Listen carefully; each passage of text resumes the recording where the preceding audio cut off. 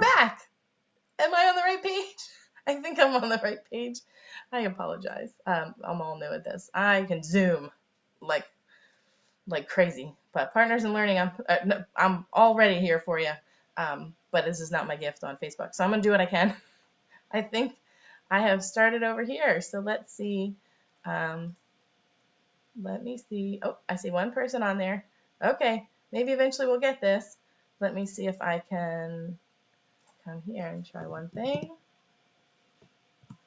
See if we are live. I mean, I think we're live as far as I can tell. Woohoo! Oh, no, not anymore. Oh, yay! Okay, good. All right, excellent. I'm going to start over. I'm so sorry. I hope that y'all were able to connect. I was having some technical difficulties over here on my end.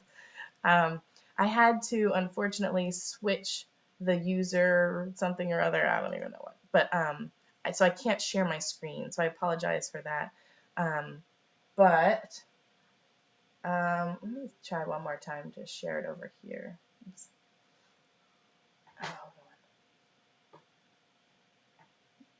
At least can get some. No, you really can't. Okay, that's okay. Maybe I could call in a friend in a minute. But for now, we'll just keep going. Actually, I only have one other person here. I think I only have one person live. So while we're waiting for everybody to join on here, I'm going to grab a chair to put my thing on.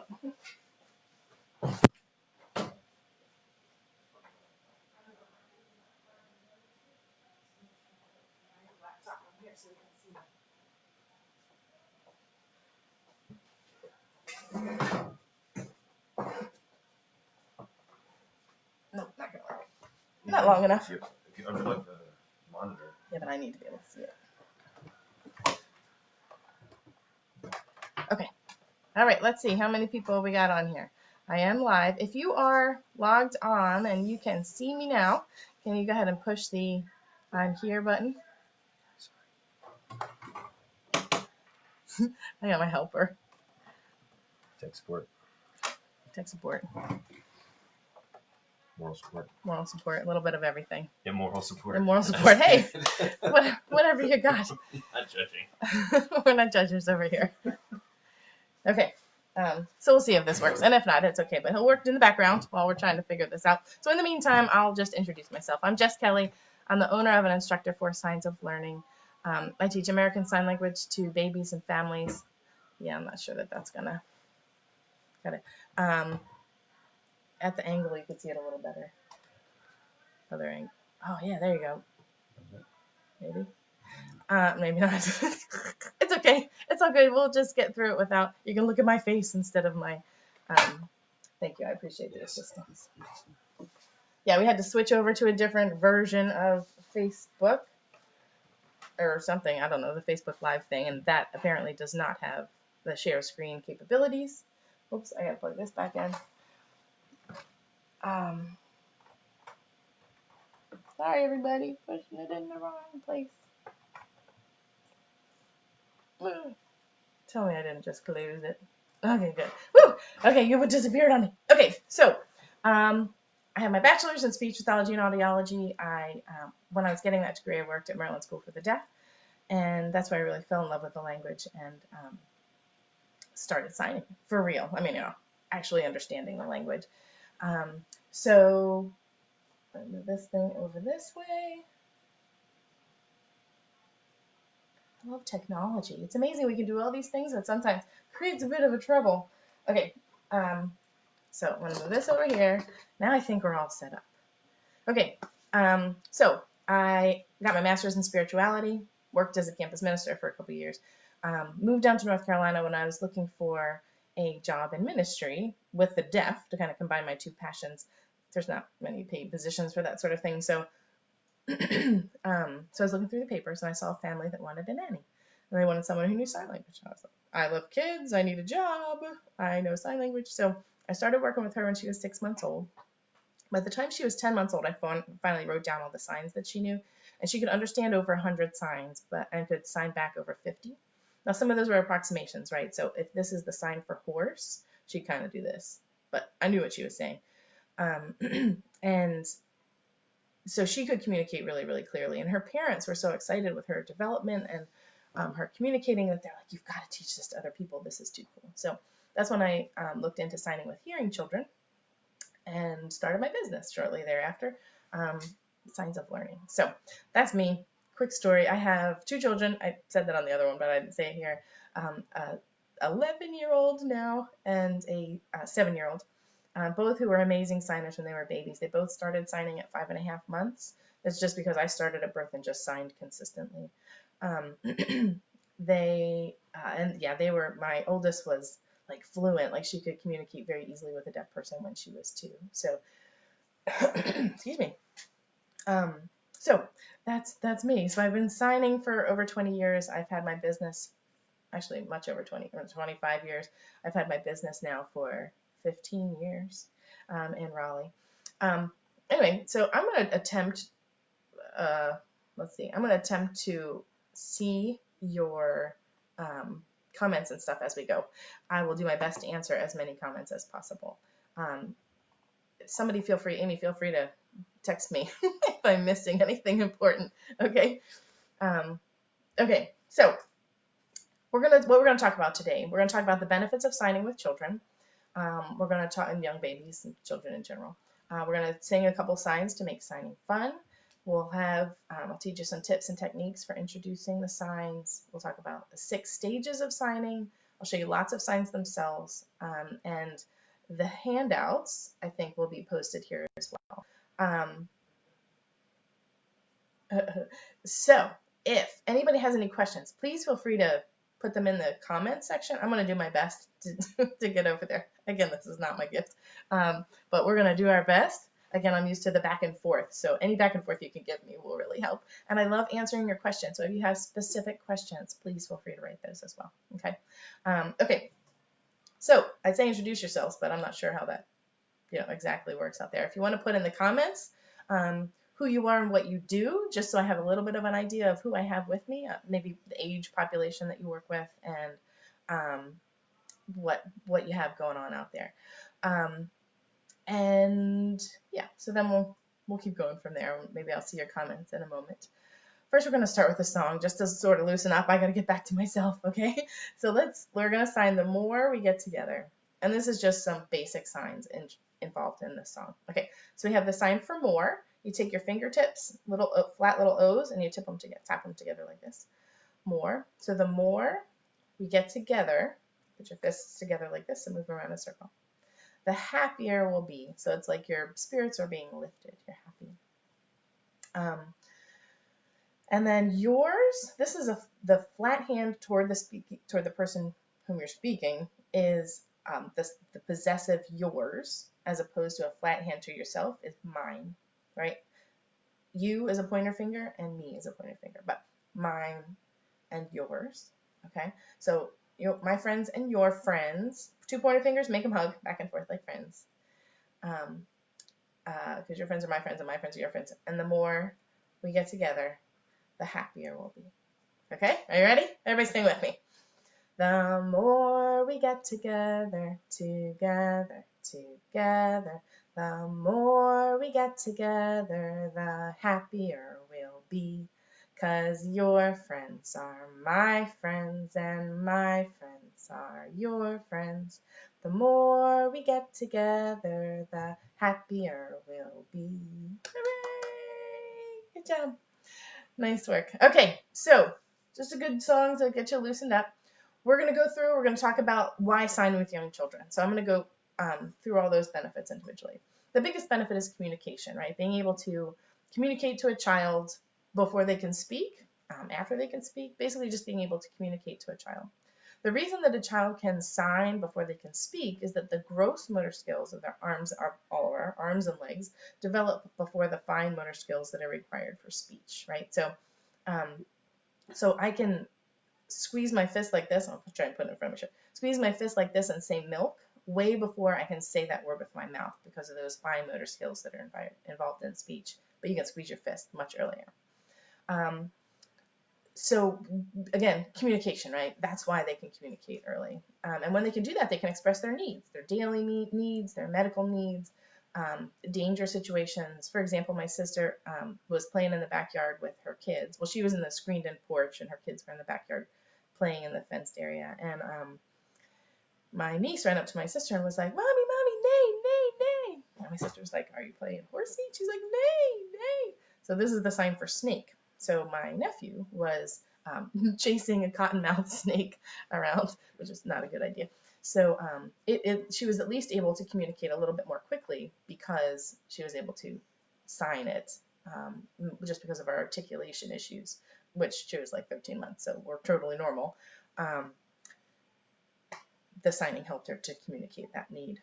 She also had a lot of she had a lot of ear infections. So she would sign that her ears hurt. And she actually eventually got tubes because she was in a lot of pain all the time. And she was so much in pain that she got the tubes. The doctors did the tubes. A little while later, she kept signing that her ears hurt. Again, I can't look at myself. This is so weird. I need to talk to other people. But so she was signing that her ears hurt after she got the tubes done. And the doctor was like, no, she's just so used to signing. She's just used to it. But sure enough, she went in and she had double ear infection. I don't know how that works with tubes, but either way, she was able to communicate, again, her daily medical needs. When you can sign with your child, they can express their preferences. A lot of kids will fall out if they get the purple cup and they wanted the blue cup, or they wanted the elephant and they got the giraffe. So if they can't communicate those preferences, they don't always get what they wanted. And signing can really help with that as well. When a person can sign, they can express their interests as well, right? Which leads to positive interaction. So the little girl that I nannied, she loved airplanes, and she lived near the airport. I didn't hear the airplanes anymore because they were always there, but she knew little ears, heard every single one. So she would sign airplane every time she heard it. She would sign it like this. She was little. So airplane is a thumb, a pointer, and a pinky, and it flies through the air. That's airplane. She would go, ping. So I started getting books about airplanes. We went to the observation deck at the airport, all those kinds of things. So it led to positive interaction for her, and that she was able to control those interactions. And also the biggest benefit I think most people join in signing for is that it helps to reduce frustration for both the child and the adult. When a child can sign, the adult responds quickly, and generally meets that need or gives them what they want, or at least acknowledges the desire. It reduces the guessing game for the parent or adult in a situation. It's like, are you hungry? Are you tired? Did you poop? What do you want? So it reduces that guessing game. And there are studies that are showing that there are fewer instances of biting and screaming in childcare facilities that incorporate American Sign Language as well. And again, I think that's a major communication issue, right? So if a child's going to act out when they don't get what they want, but also and especially act out even more when you don't know what they want. So that communication barrier leads to a lot of tantrums. So signing can help to reduce those as well. It also assists in the classroom, like with classroom management kind of skills for a teacher, or either a small setting or one-on-one or a large setting as well. So visual cues are very helpful in general for a lot of kids. So you could say, hey, Johnny, sit down. Johnny, sit down. Johnny, sit down. Nothing, but you could say, Johnny, sit down. And that simple visual cue will kind of trigger their brains to follow along. So that can really be beneficial. It's also nice to discreetly communicate sometimes. Like if a kid keeps getting up and down and up and down and you're not interrupting the class the whole time to say, Johnny, sit down. Johnny, sit down. You can just say, Johnny. Or just sit while you make eye contact, even you don't even have to call them out. Or if a kid has to go to the bathroom, they can sign potty. So it's the letter T. It's the letter T, and you just give it a shake, give it a wiggle. That's toilet or potty or bathroom. And then the sign for sit down, and we'll go over all of these, is 2 fingers, both palms facing down. It's like a little finger sitting on top of a little bench. And then pay attention. So this is like bring your attention to me. Or if you want them to pay attention to the work, you go towards the work, or whatever you want them to pay attention to. If somebody's over there and you want them to pay attention over there, you pay attention. Okay, so I am not seeing any comments, and that's fine with me. I just want to make sure that there aren't actually any comments coming through. Let me know if not, if you're trying to comment and I'm not responding. Okay. Another big benefit is that it helps to strengthen a parent-child bond or an adult-child bond, and enhances that child's self-esteem. So, I don't know about you, but if you've ever been to a foreign country and you don't know the language, you can't communicate with the people there, it makes life tricky, right? And it gets hard to communicate. When you can't communicate, it gets really hard to bond with someone. I had one dad come back to me after he took our classes and said, I have two children. I love my children with all my heart. Um, I felt so much more connected to my second child. He said, I didn't sign before, so I didn't have I didn't have much communication with my oldest. But my youngest, he said, we came to the class and I learned to sign. And he said, I felt so much more connected to my youngest child because of the signing. He's like, we could bond a lot more. He's like, I was paying attention to him and his communication skills a lot more.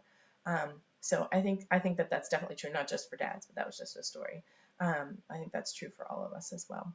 Um, and when a child can communicate and they get responded to, they feel heard, they feel important, they feel loved. I mean, I know that's true for me. If I'm trying to communicate something and I can't seem to get it out there, or at least nobody's responding or hearing what I'm saying, that's frustrating, right? So when I'm finally able to communicate something to somebody and I get responded to, I feel better about myself. I feel heard. I feel confident. I feel loved. So I think that's true for little people too.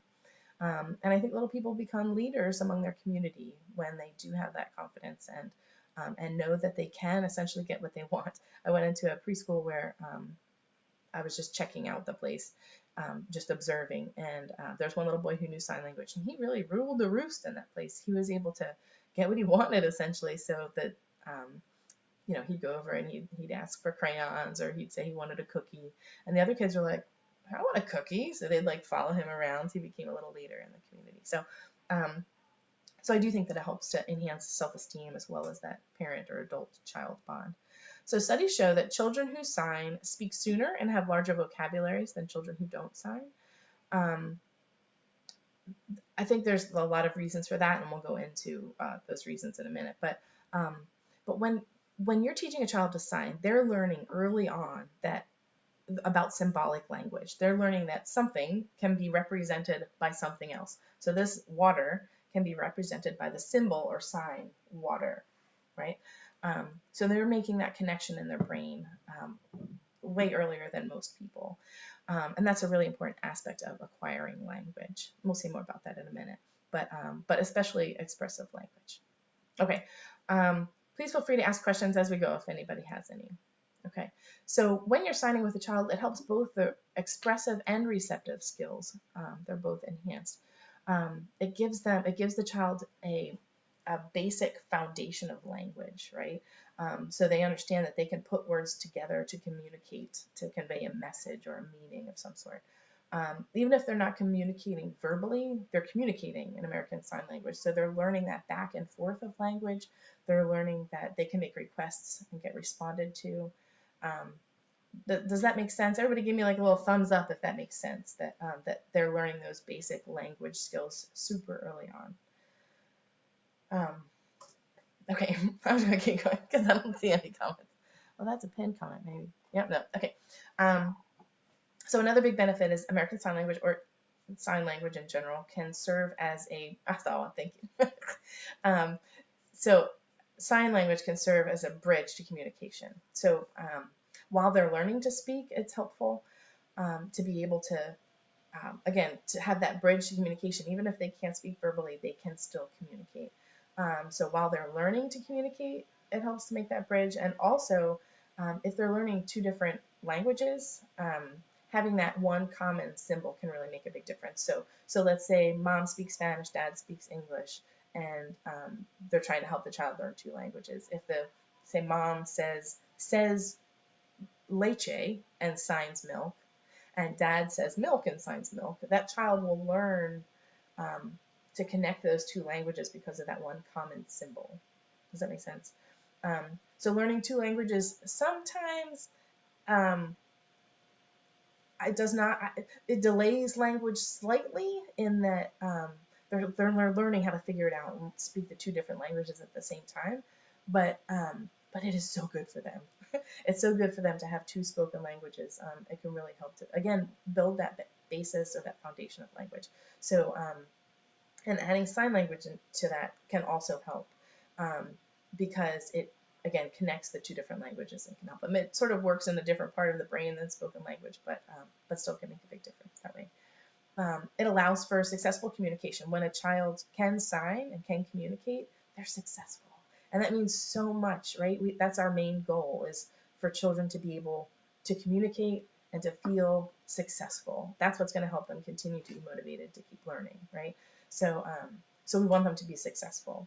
And when their frustration is reduced, that leads to success, right? So even if they can't do it perfectly, but they were able to communicate, they understand that my communication can get a response. And again, there's that back and forth of language. So they have, even if they aren't speaking yet, whether it's because of a speech delay or they're little, um, they're still getting experience with language, even if they can't speak it. So if they're not signing at all, they're not getting that experience with language. Um, so that's how I think sign language can be very beneficial in general. Um, one of the big reasons why I think it helps with language and vocabulary, oh my goodness, my daughter's vocabulary was insane. She had so much vocabulary when she was little, and still does. So she started reading when she was 3. She could read. She was reading the simple but chapter books, and that was because I like taught her how to read. We read a lot, like all the time, but I think what happened was she was so good at making the connection between the symbol and the sign. She understood that things can be represented by something else. So when we had this like play mat that had letters on it, so we'd sing little songs and make the sounds of all the letters and things like that. And so she understood that symbol, that letter B on the ground, was represented by the sound B, or vice versa. It represented the sound B. So she made that connection early on, and it just made her reading go so much more easily. I really didn't even teach anything at all. She picked it up pretty quickly. So when you're signing with a child, with a hearing child, with a deaf child, there's a little bit of a tweak here, but when you're signing with a hearing child, there are various learning styles that are being addressed. They're using various learning styles. So a visual learner, clearly, they're seeing the bottle and they're seeing the sign. So they're taking information in visually. Auditory learners, if you're a hearing child at least, hopefully you're going to be saying the word and signing the word so that they learn both the spoken word as well as the signed word. So they're taking information in through their ears. And then kinesthetically, once a child starts to sign themselves, they're learning kinesthetically through their own movement, through their own touch. So they're holding the bottle of water and they're signing water. I'm just grabbing what's near me here. Or they, again, my kids would practice their spelling words using the manual alphabet, and that using their hands helps them to remember and process and learn a little bit better. So also reading books, there's studies that show that reading comprehension skills of children who sign is heightened because of the signing. So, and I think, like again, both my kids absolutely love to read, and they were more engaged in the book if we were signing, because they could sign along with the book, right? So there's active engagement as well, instead of just passive listening. As well as when they're signing themselves, they're taking that information in as well. So if they were signing along with me, say there's a story about a dog. So dog is, I gotta stand up, here's my leg. So you snap and double tap. So you're reading a story about a dog who meets a cat and they go for a swim. I think I used this last time. It's a terrible example for a book. I don't write books. But if they're signing along, they'll sign dog, they'll sign cat, and they'll sign swim. So they'll remember the order of events better because they were singing too, but signing along with you. It will help them as well that way kinesthetically. So when you had all these different sort of modes of input, right? You have the visual stuff, the auditory stuff, the kinesthetic stuff. That really helps to stimulate the brain, right? there are more synapses happening across hemispheres of the brain, increasing their brain activity so the child has more opportunities to process and remember and learn. Okay, another big benefit is just communication in general, right? Communication with others. So families with pre-verbal children or verbal children even, with a deaf community, obviously it's so what I'm going to teach you on is American Sign Language signs. I'm teaching you American Sign Language signs. American Sign Language is a whole language. There is a lot that goes on just like any other language. There's syntax, all of it. So keep that in mind. What I'm teaching you are the signs, and those are a great way to start, right? So to start with the words, but just keep in mind that it's a whole language, and there's a lot more that goes into it. What I'm going to teach you is the American Sign Language signs. Some of those signs that I'm going to show you there are regional signs, just like if I were to go to Philly, I'd order a hoagie, but here I'd order what do I order? I don't know. I still call it a hoagie. But if you go to the Midwest, it's a grinder, right? So like there are some words are like pop, soda, Coke, those kind of things. Depending on where you are, the word is a little different. The same is true for signing. There are many regional signs that are all correct, but overall, it's a pretty standardized language. But what I'm teaching you is the language of the deaf. The people who are deaf use American Sign Language. That is their language. The deaf community developed it, and that's really the best way for the deaf community, deaf kids, deaf people to learn language is through American Sign Language. We hearing people trying to shove signed exact English on them, which the idea was to help them learn to read and connect in the world of English speakers and writers. And while the effort was nice, it wasn't as helpful for them. So using American Sign Language, which is more of a conceptual language and not exactly like a word for word kind of thing, it helped them be able to pick up the language better. We'll just leave it there. Okay, so benefits communicating with families when they're little. Obviously, the deaf community uses American Sign Language to communicate. Part of the noise, I keep kicking my recycle bin that fell over under my table. So it's a primary language for the deaf community. Children and adults with special needs use American Sign Language to communicate.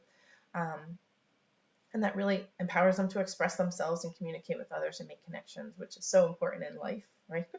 As we know right now, this is a crazy time and it's really hard not to be near people, at least for me. I know maybe not for all, but it is wonderful to have all this technology. Anyway, but when a person can be empowered to communicate and connect with others, it makes a big difference.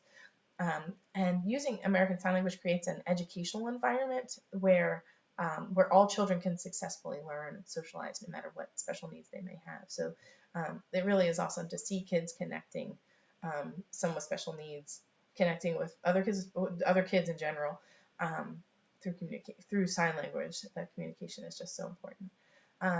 And American Sign Language is a commonly used language in the United States. There's lots of people, everybody from interpreters to teachers to early intervention specialists, obviously the deaf community, that use American Sign Language. And that's why I use American Sign Language. There are some programs out there that change some of the signs to be easier for babies to do. They modify the signs. And the goal was good. The goal was to be able to, again, make it easier for babies to do. So if a child would typically sign, let me see.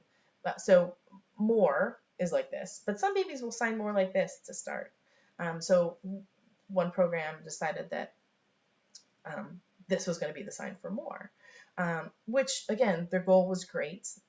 But so some of the signs that they made up or modified, I guess, were actually offensive in American Sign Language. So the tamest of all, I'll tell you, the tamest one. So the sign for apple in American Sign Language is like this, where you take that first knuckle and you sort of twist it into the side of your cheek. That's the sign for apple. In American Sign Language, well, yes, American Sign Language, that's the sign for apple. Babies will it's hard. They can't do that, right? They can't do that twisting motion. So they'll just kind of do this, right? And that'll be their sign for apple. So baby signs was like, oh, well, that's what babies do. We'll just make that the sign for apple. But the tricky thing is that in American Sign Language, this is the sign for menstrual period. So confusing at the grocery store, if nothing else. So just keep that in mind. That's why what I'm going to teach you is the American Sign Language signs. If you're getting books and things like that, my suggestion is just that you use the American Sign Language signs.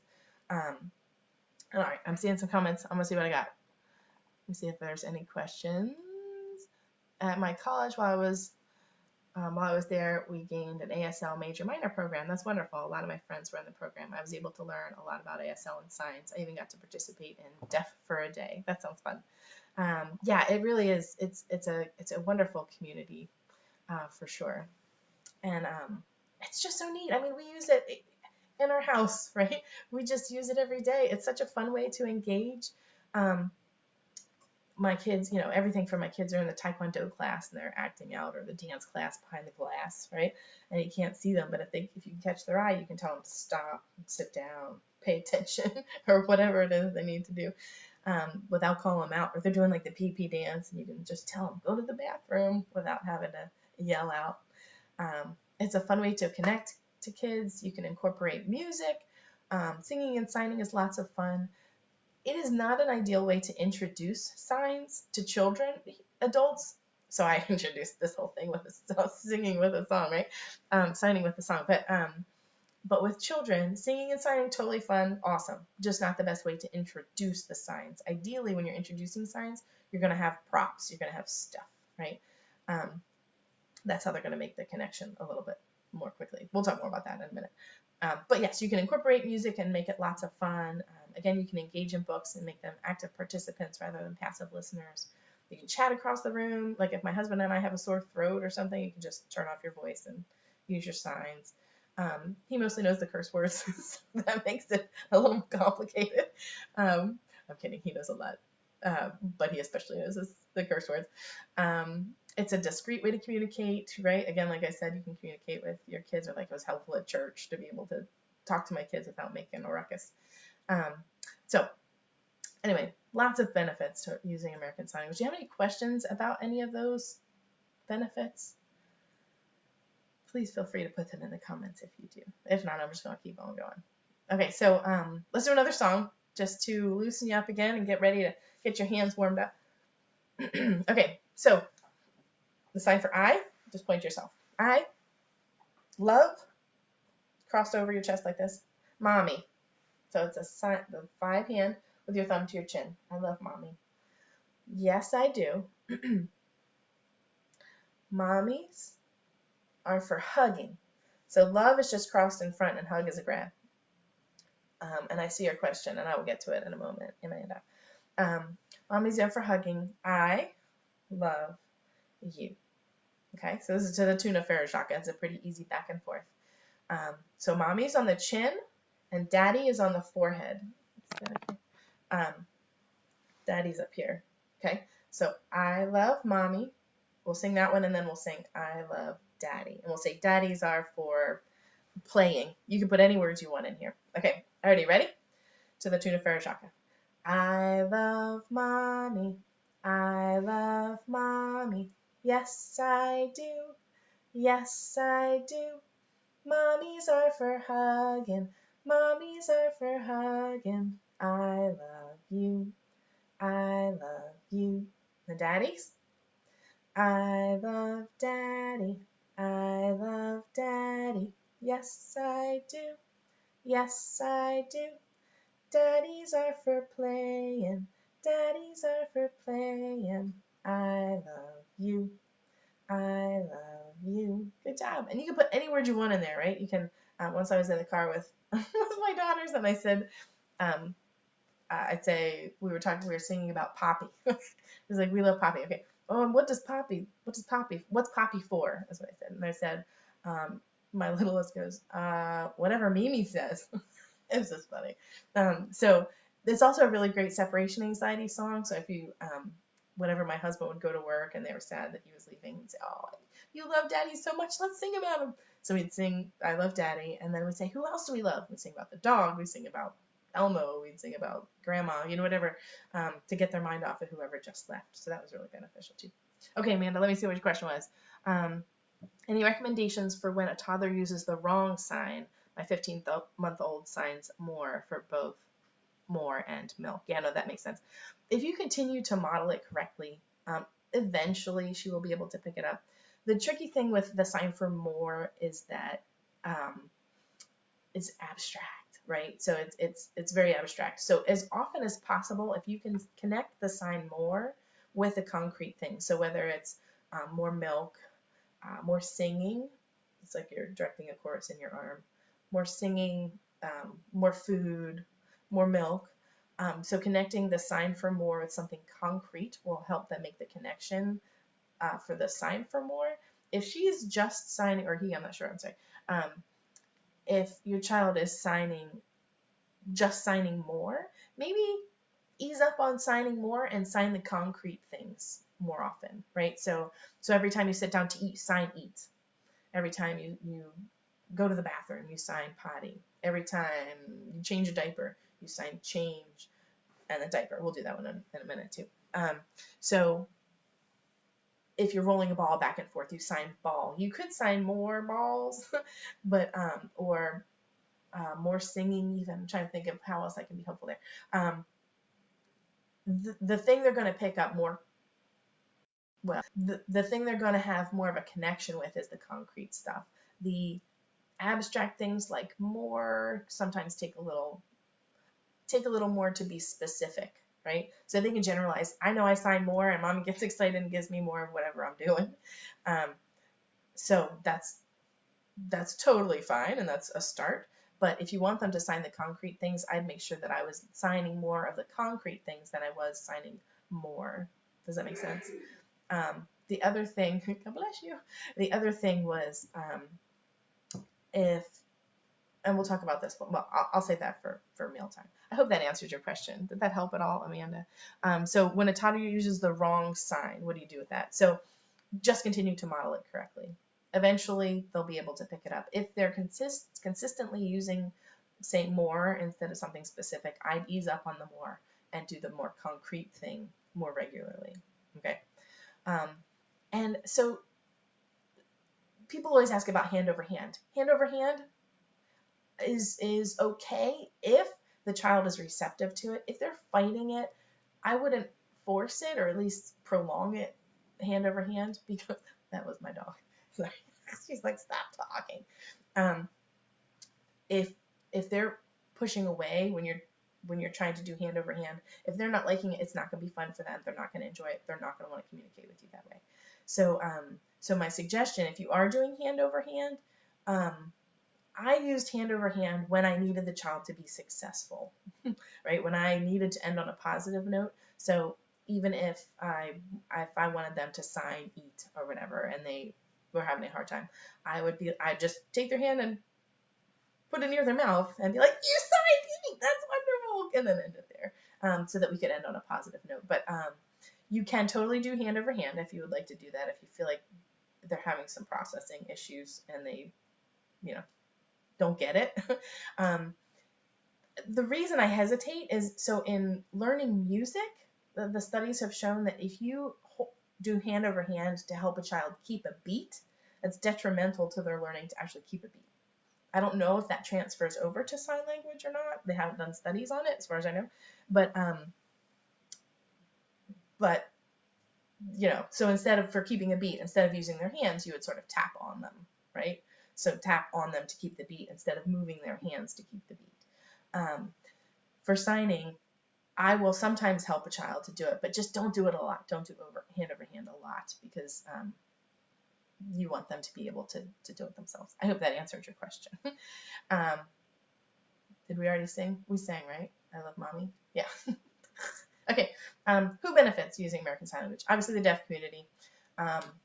Children and adults with speech and language delays can benefit. People with various medical conditions, even just a sore throat, as well as other throat issues and things like that. Pre-verbal, typically developing children also benefit.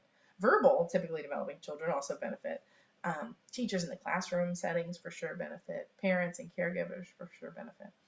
Now, why would somebody use American Sign Language either instead of or in addition to some other kind of communication device? So boards or PECs or things like that. Whatever works for the child, do it.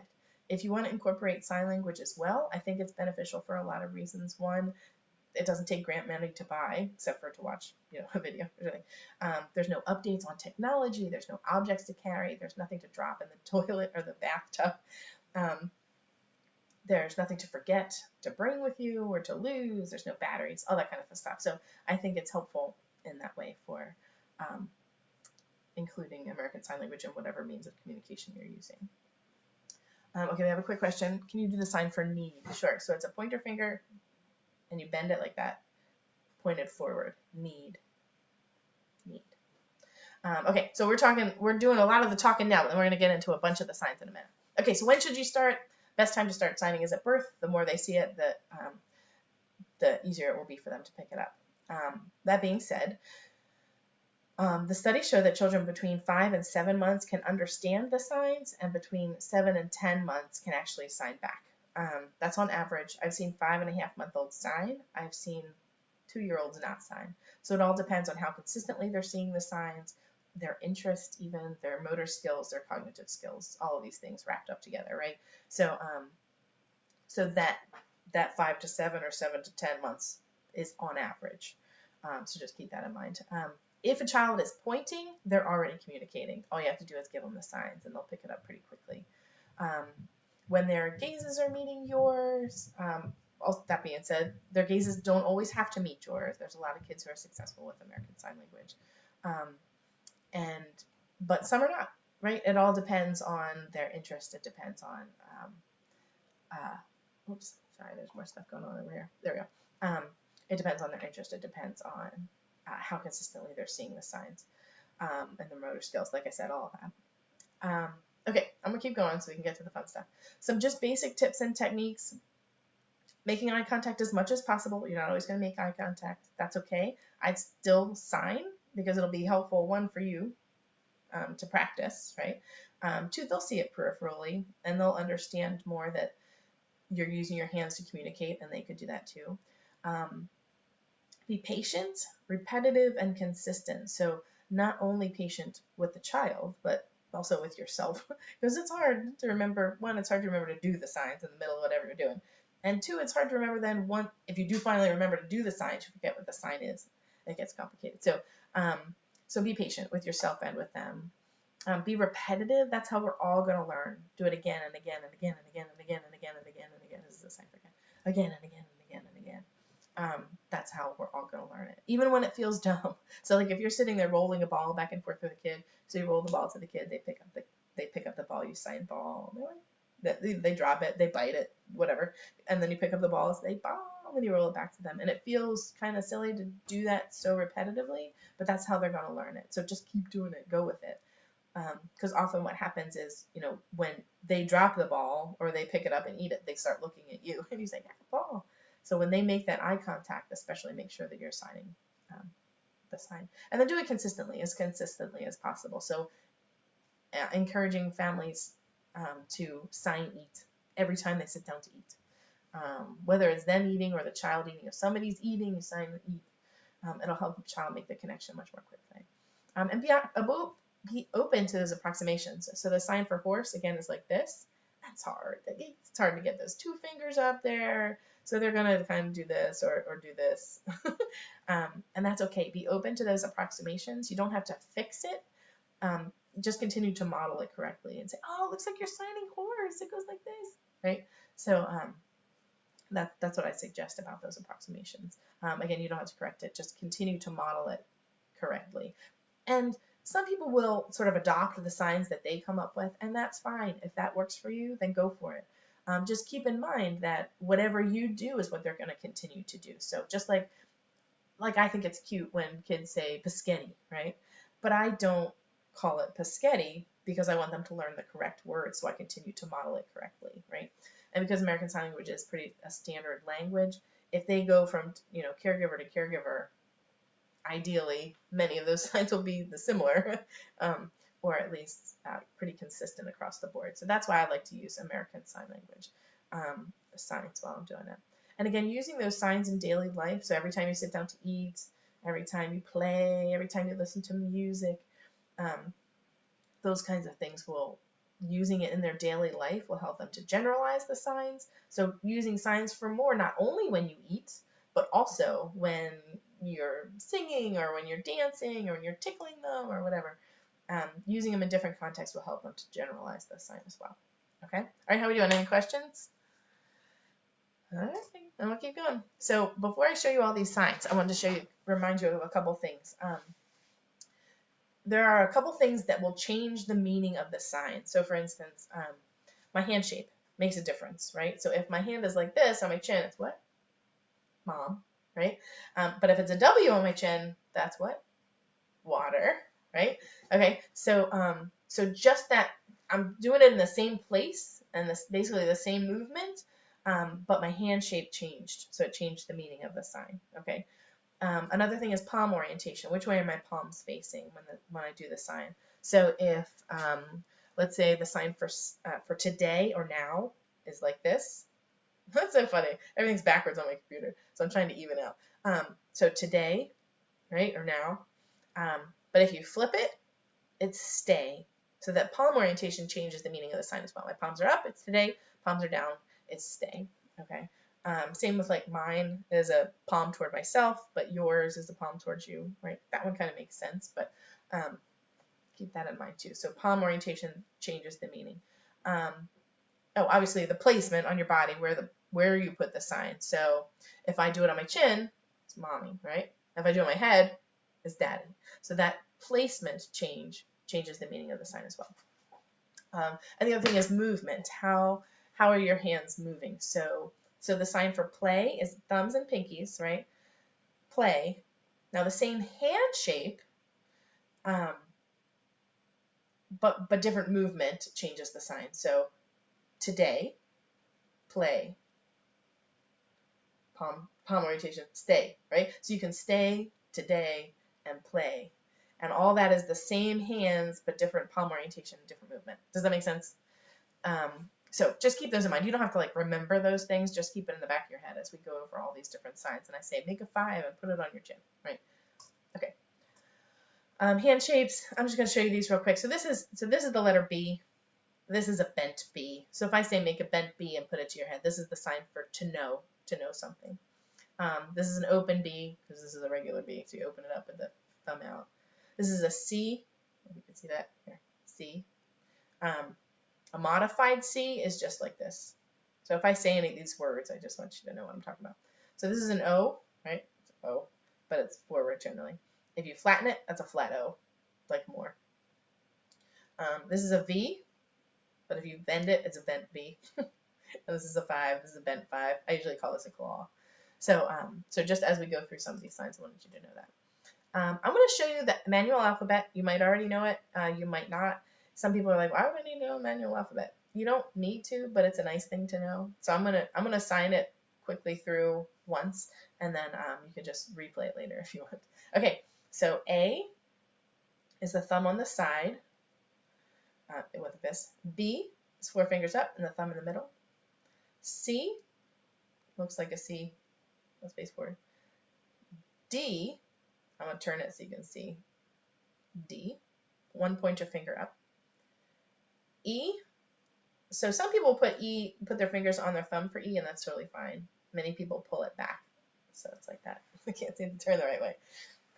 E, F, like feathers, right? So a lot of people get D and F confused. D is like a dog's tail, if that helps you, and then F is like feathers. Okay, so F. G, it's like you're holding a grape, so your thumb is kind of parallel behind your pointer finger. That's G. It's like you're holding a grape. H is 2 fingers. Same otherwise. I is a pinky with your palm out. J, just sort of the I, but you swoop it like you're drawing a J. K is a little trickier. So 2 fingers up. I can't seem to put it in the front of me. Sorry. It's a K. And then you take your middle finger and kind of touch both knuckles at the same time if you can. right? So K.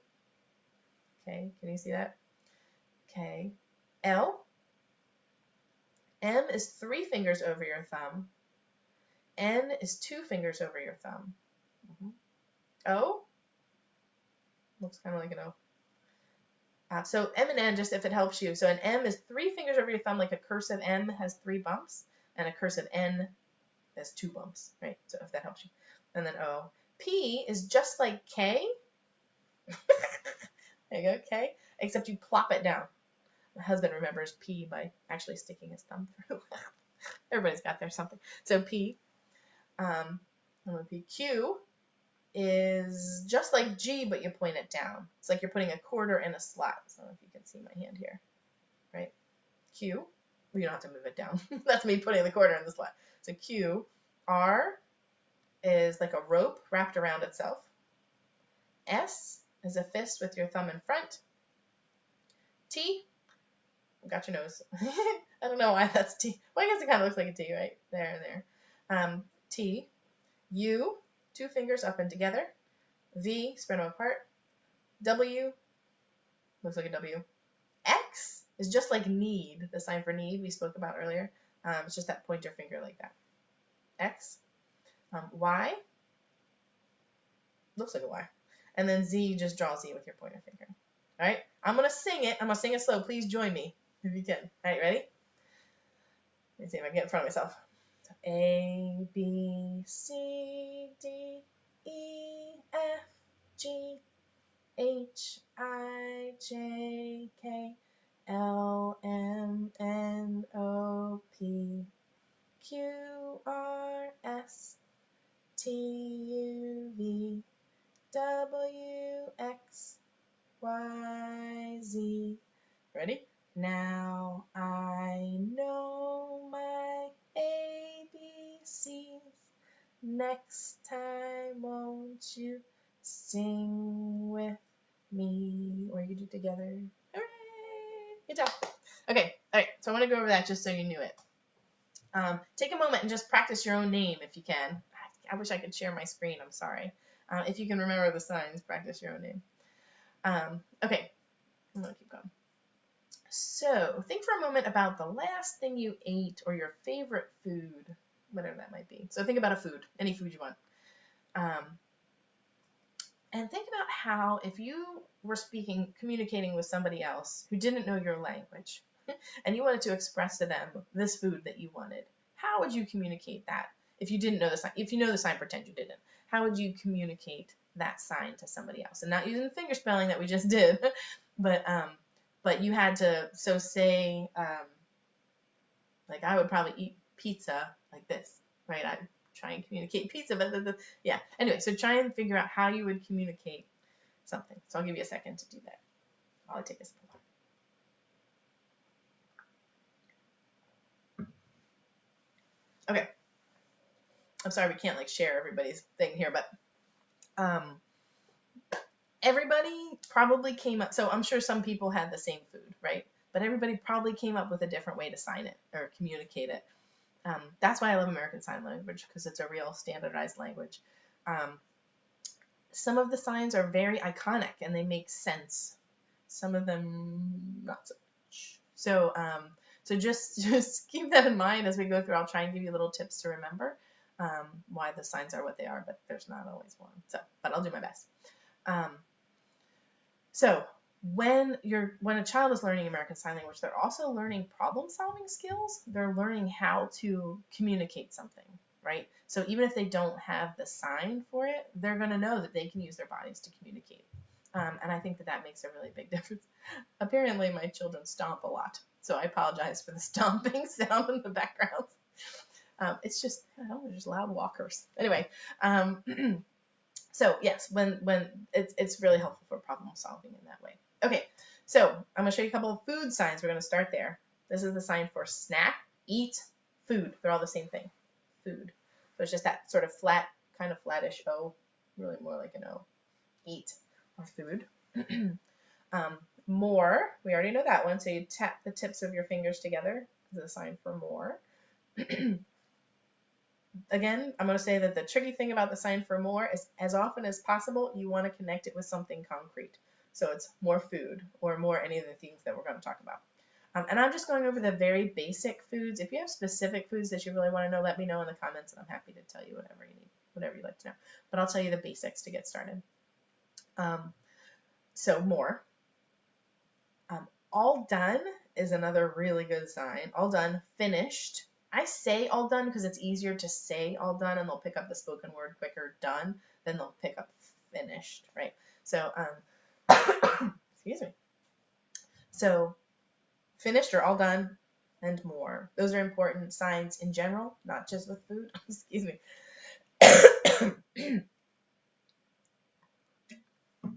I feel very well, no worries.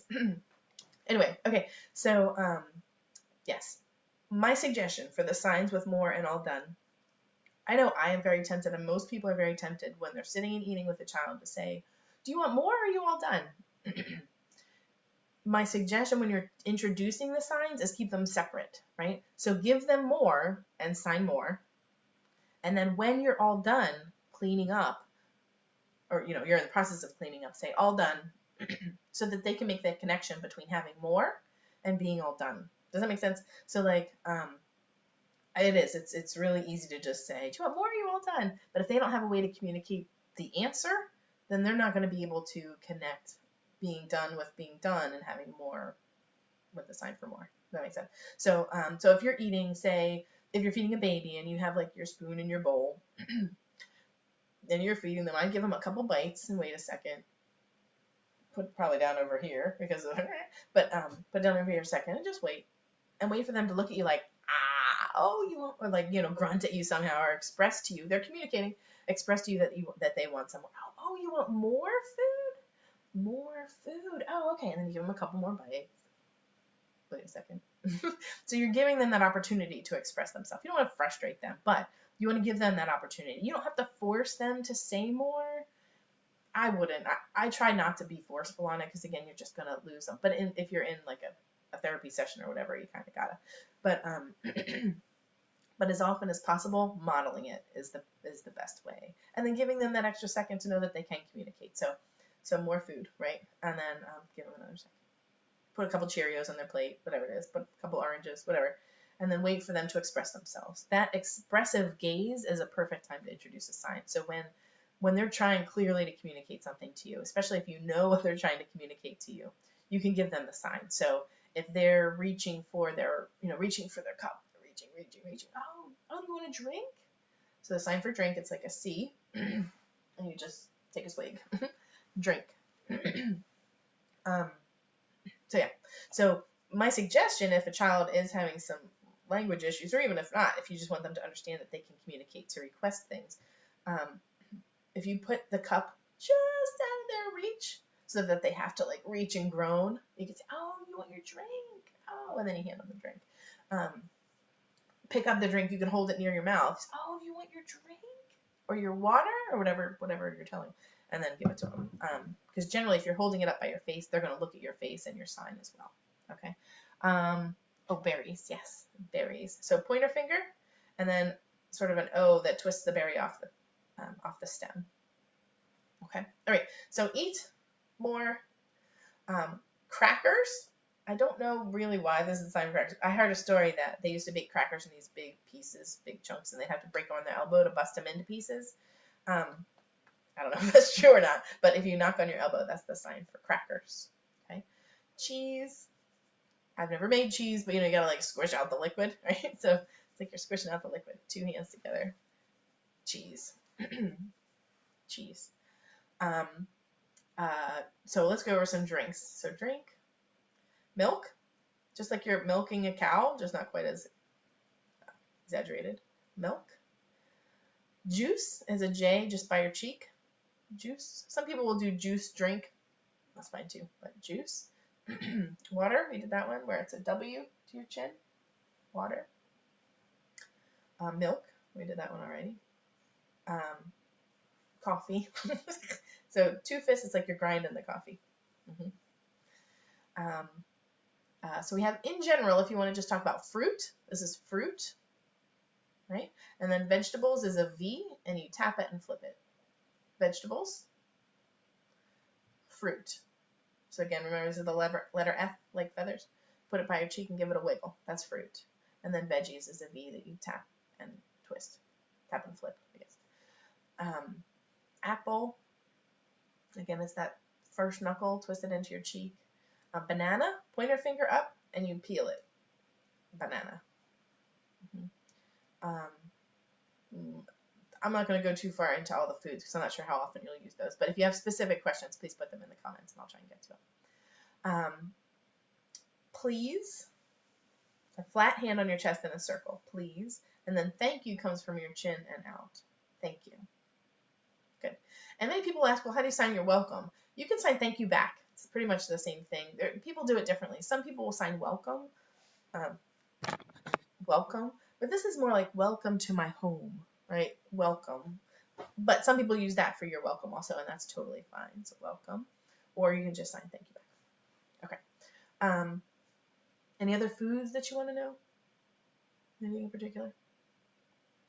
All right, we're just going to keep going. So we'll review those. We got eat or food, more, cracker, finished, or all done.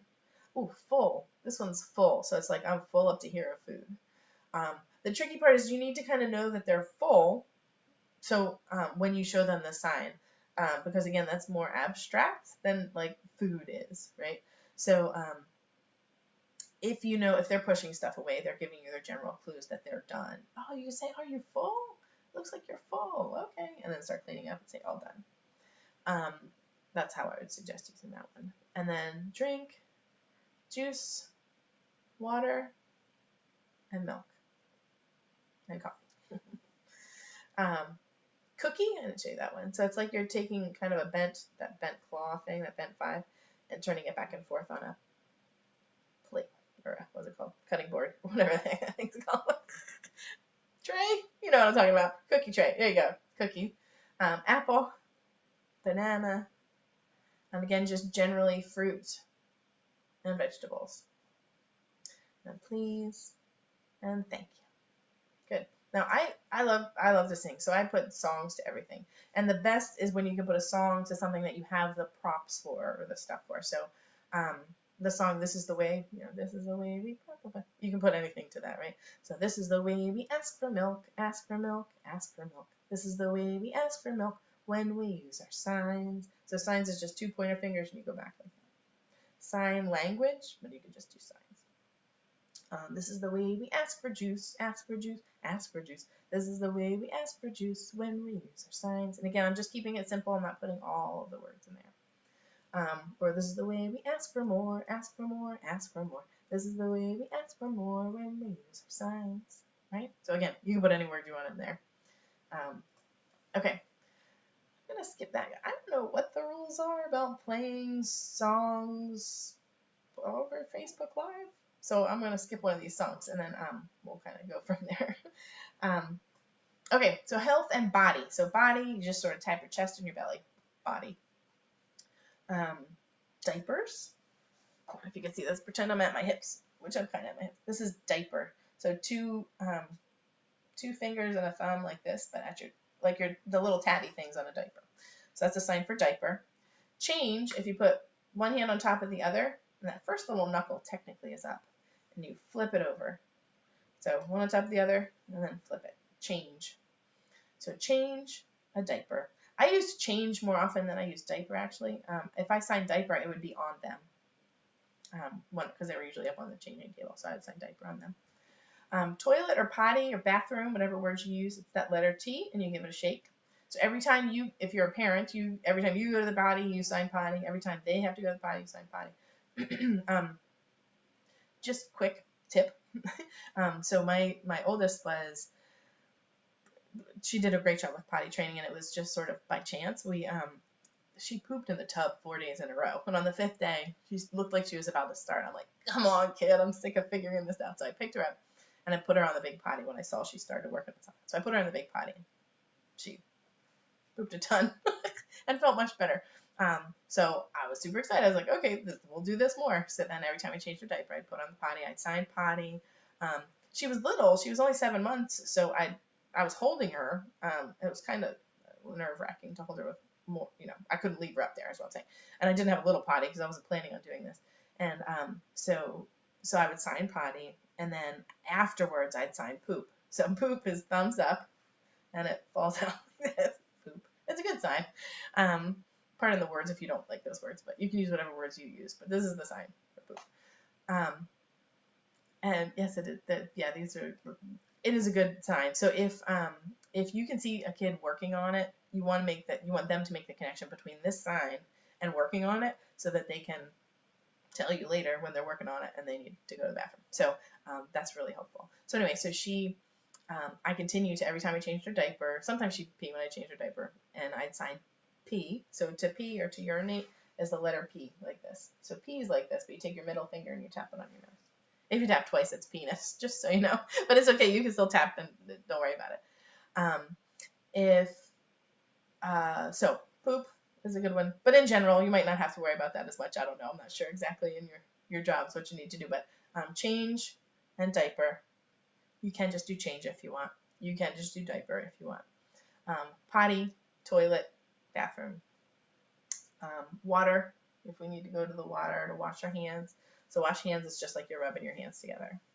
Wash hands, important these days. Bubbles. So pointer finger and thumb, just pop, pop, pop, pop, pop, pop. You wiggle them around. Bubbles. I would tell them to make bubbles. The sign for clean. So after they wash their hands, they're all clean. So it's just one swipe of your hand, like you're wiping the slate clean. Dirty is wiggly fingers, like this, underneath your chin. Dirty. Dirty. And I always make like a face. And usually I use that sign most when they were like sticking their hand in the garbage or eating off the floor or whatever. It's dirty. And then clean. And then wet. It's like a soaking sponge. Wet. Kind of like this. Wet. Wet. And dry. I don't know why that's a sign for dry. I imagine they're like drooling and you're waving it off like this. If that helps. I don't know. But that's dry. Body stuff, if you get hurt. So 2 pointer fingers pointed together and you twist on like 2 nerve endings. Hurt.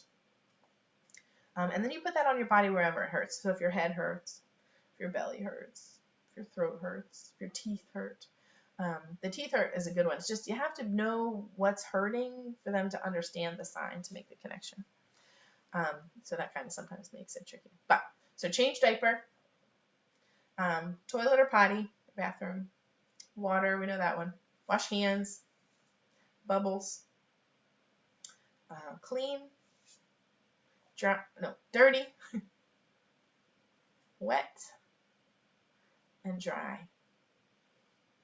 And then hurt if something hurts. So it's your, that's it, funny. I'm sorry, I'm like, that's right. They actually point together. If I was just looking at my hands, I'd do it right. So hurt or pain, and again, put it on your body wherever it is. Any other things? I want to know a little bit more about where you guys are coming from and what you're doing with the kids that you're working with, so that I can make sure I'm telling you things that are useful. So please feel free to comment on whatever it is you want to comment on. Okay, so a couple of other tips. The best ways and times to introduce the signs. Again, as often as you can, right? And as many people as you can get on board, family members, grandmas, grandpas, whoever's with a child, consistently or even not, the more people that can use the signs with a child, the quicker they'll pick it up. There's a challenge in getting the parents to use it. If you're a teacher, I did developmental therapy for a little while.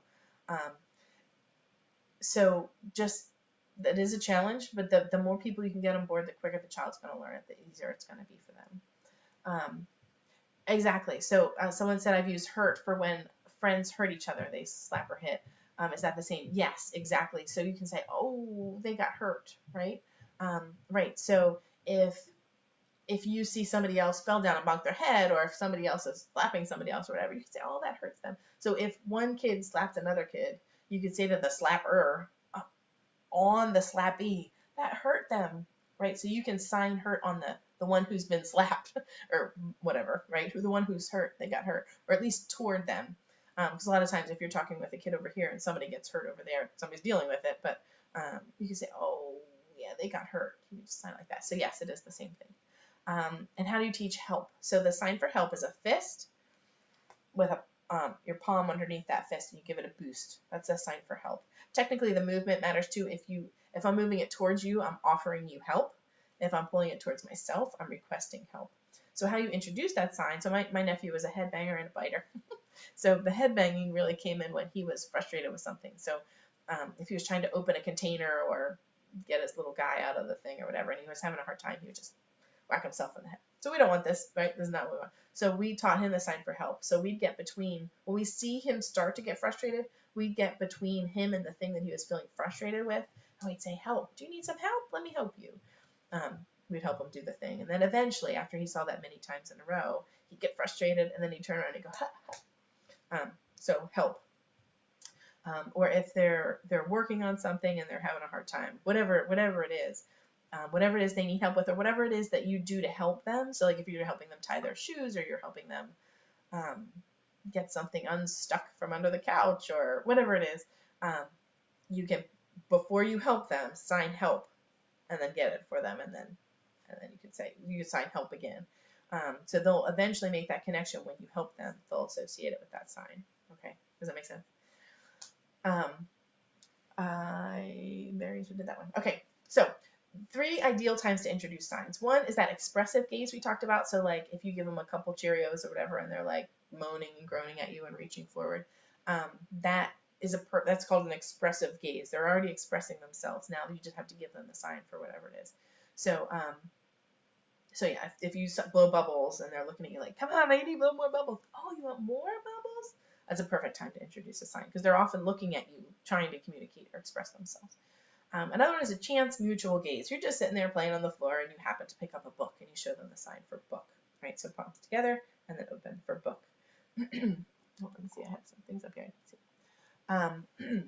Okay, I'll get to that one in just a second. So that's a chance mutual gaze. You don't have to worry about what it's called, but just you happen to be sitting there, you look at each other and you show them the sign for whatever you have, or a ball, or toys in general is the letter T, and you have 2 of them and you shake them down here. If you shake one up here, what's that, remember? That's toilet. But if you do 2 down here, it's toys. Okay. So the other one is a pointed gaze, and this really is like one of the best ways to introduce signs. I think it's the most fun, at least for sure. But if you, and so let's say Daddy hides behind a door, or whoever, somebody hides behind the door, and then Daddy pops out, and you and the child are sitting next to each other, and you both look at Daddy and then look back at each other again. That's the perfect time to introduce the sign for Daddy. So you're playing with the kid, Daddy pops out, you both look at Daddy, and you sign Daddy, and you look at the child looks at you, and you sign Daddy, right? The dog walks in the door, the dog barks real loud, whatever. You both look at the dog and look back at each other again. It's the dog, right? Or a book falls off the shelf, whatever. And you both look at the book and say, it's the book.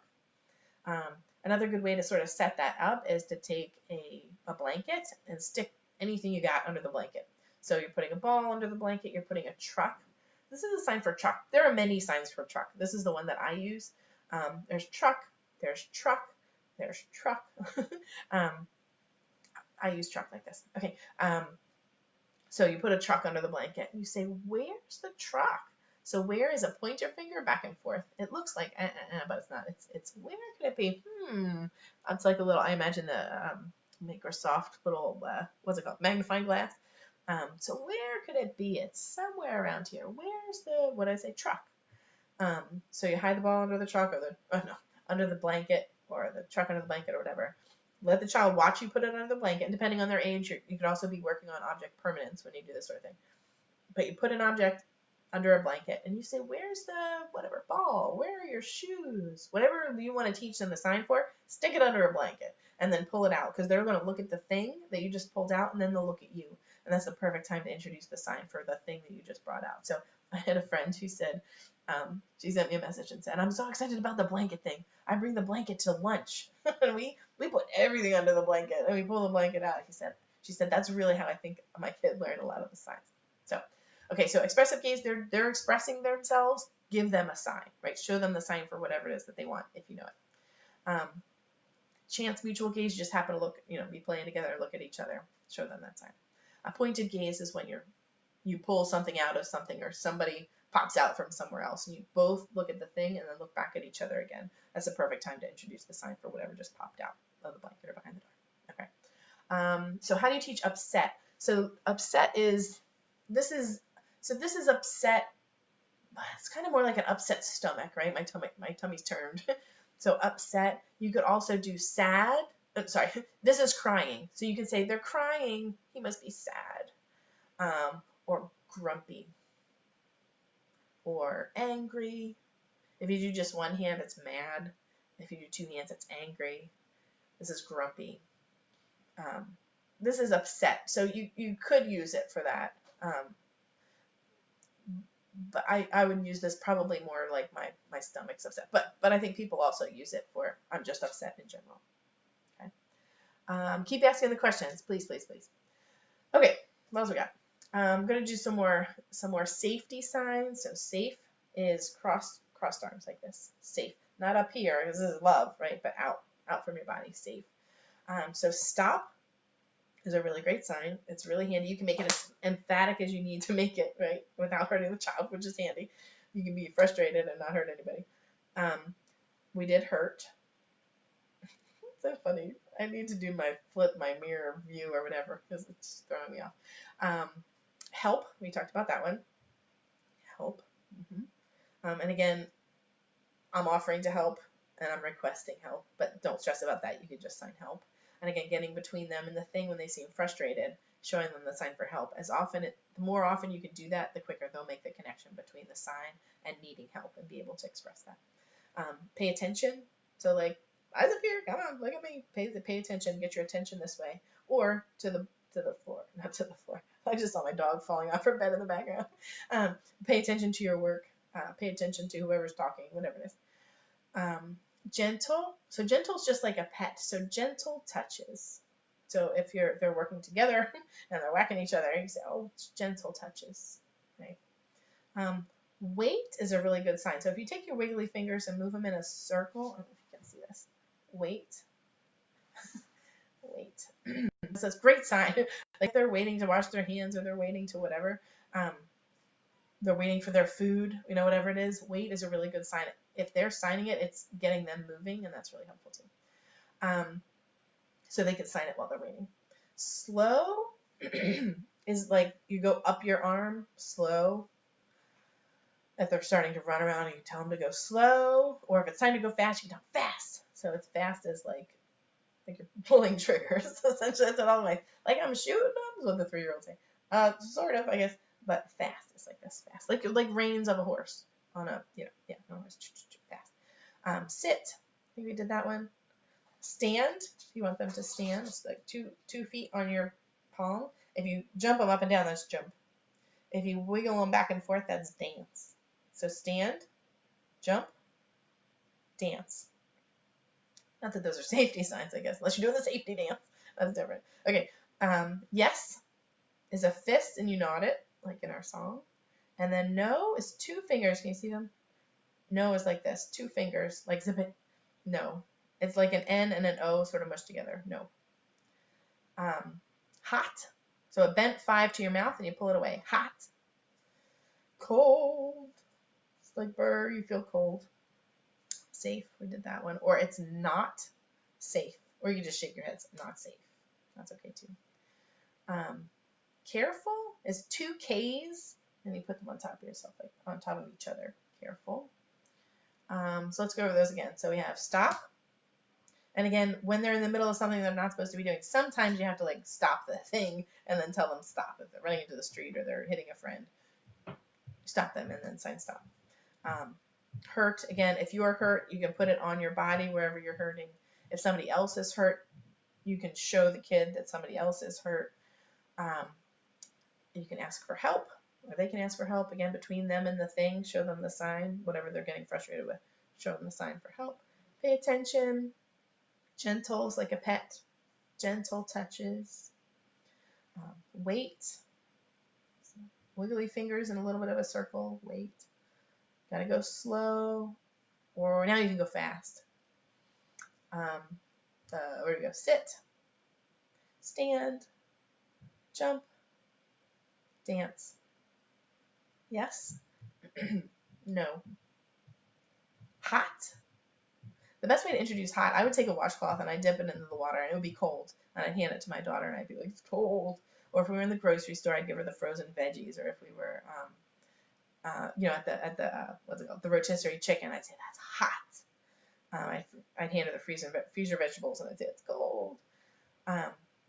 So I'd give her a cold washcloth and then I'd say it's cold. And then I'd put it in the microwave for like 5 seconds and it'd come out like steaming. So I'd hold it. I'd be like, oh, it's hot.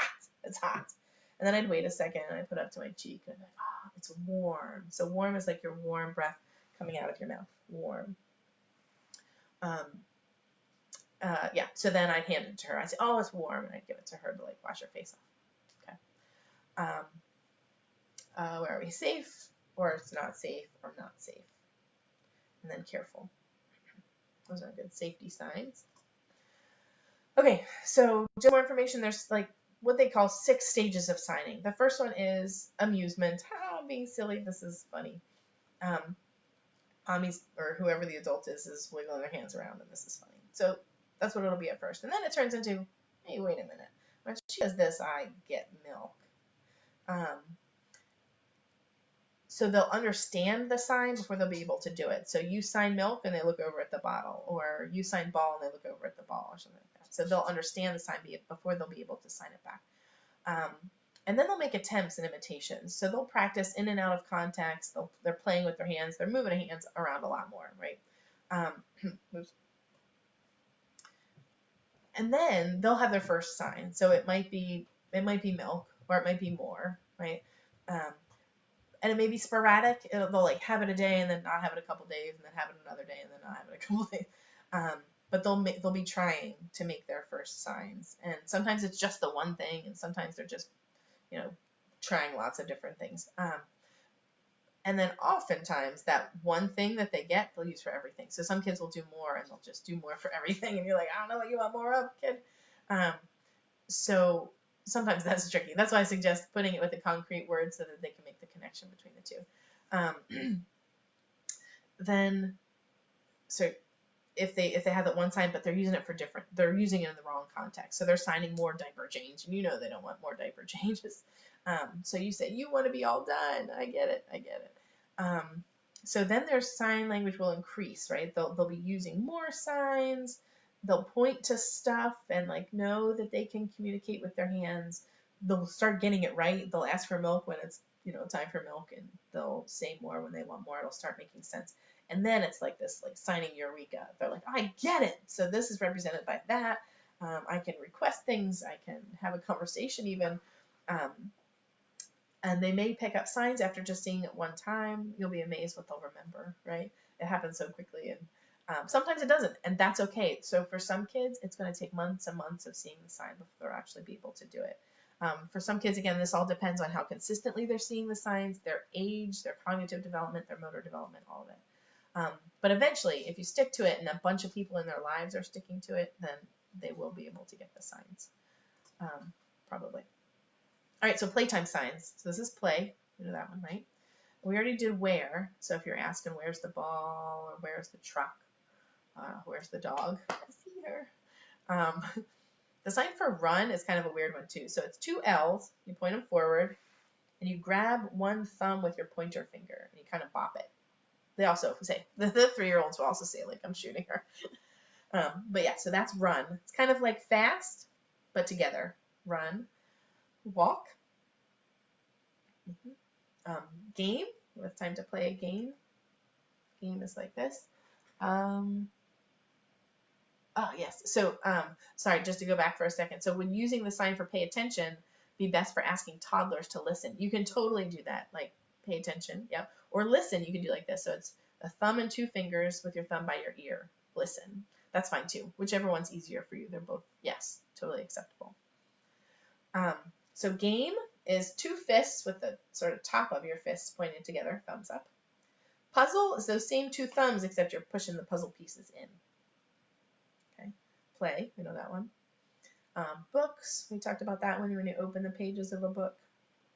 We talked about friends. So like if you have one child with you and then another little friend comes over, you can say, oh, it's your friend. Mm-hmm. If they share very nicely, that's a perfect time to show them the sign for share. So it's one palm on top of the side of your other hand like this. Share. So you can say, oh, that's nice sharing. Or if they're not, you'd be like, oh, you need to share. Whatever, however you work that out. Outside, so if your fingers are open like this, and then you close them up. So outside, outside. This is the sign for in, like to take a ball and put it in a bucket.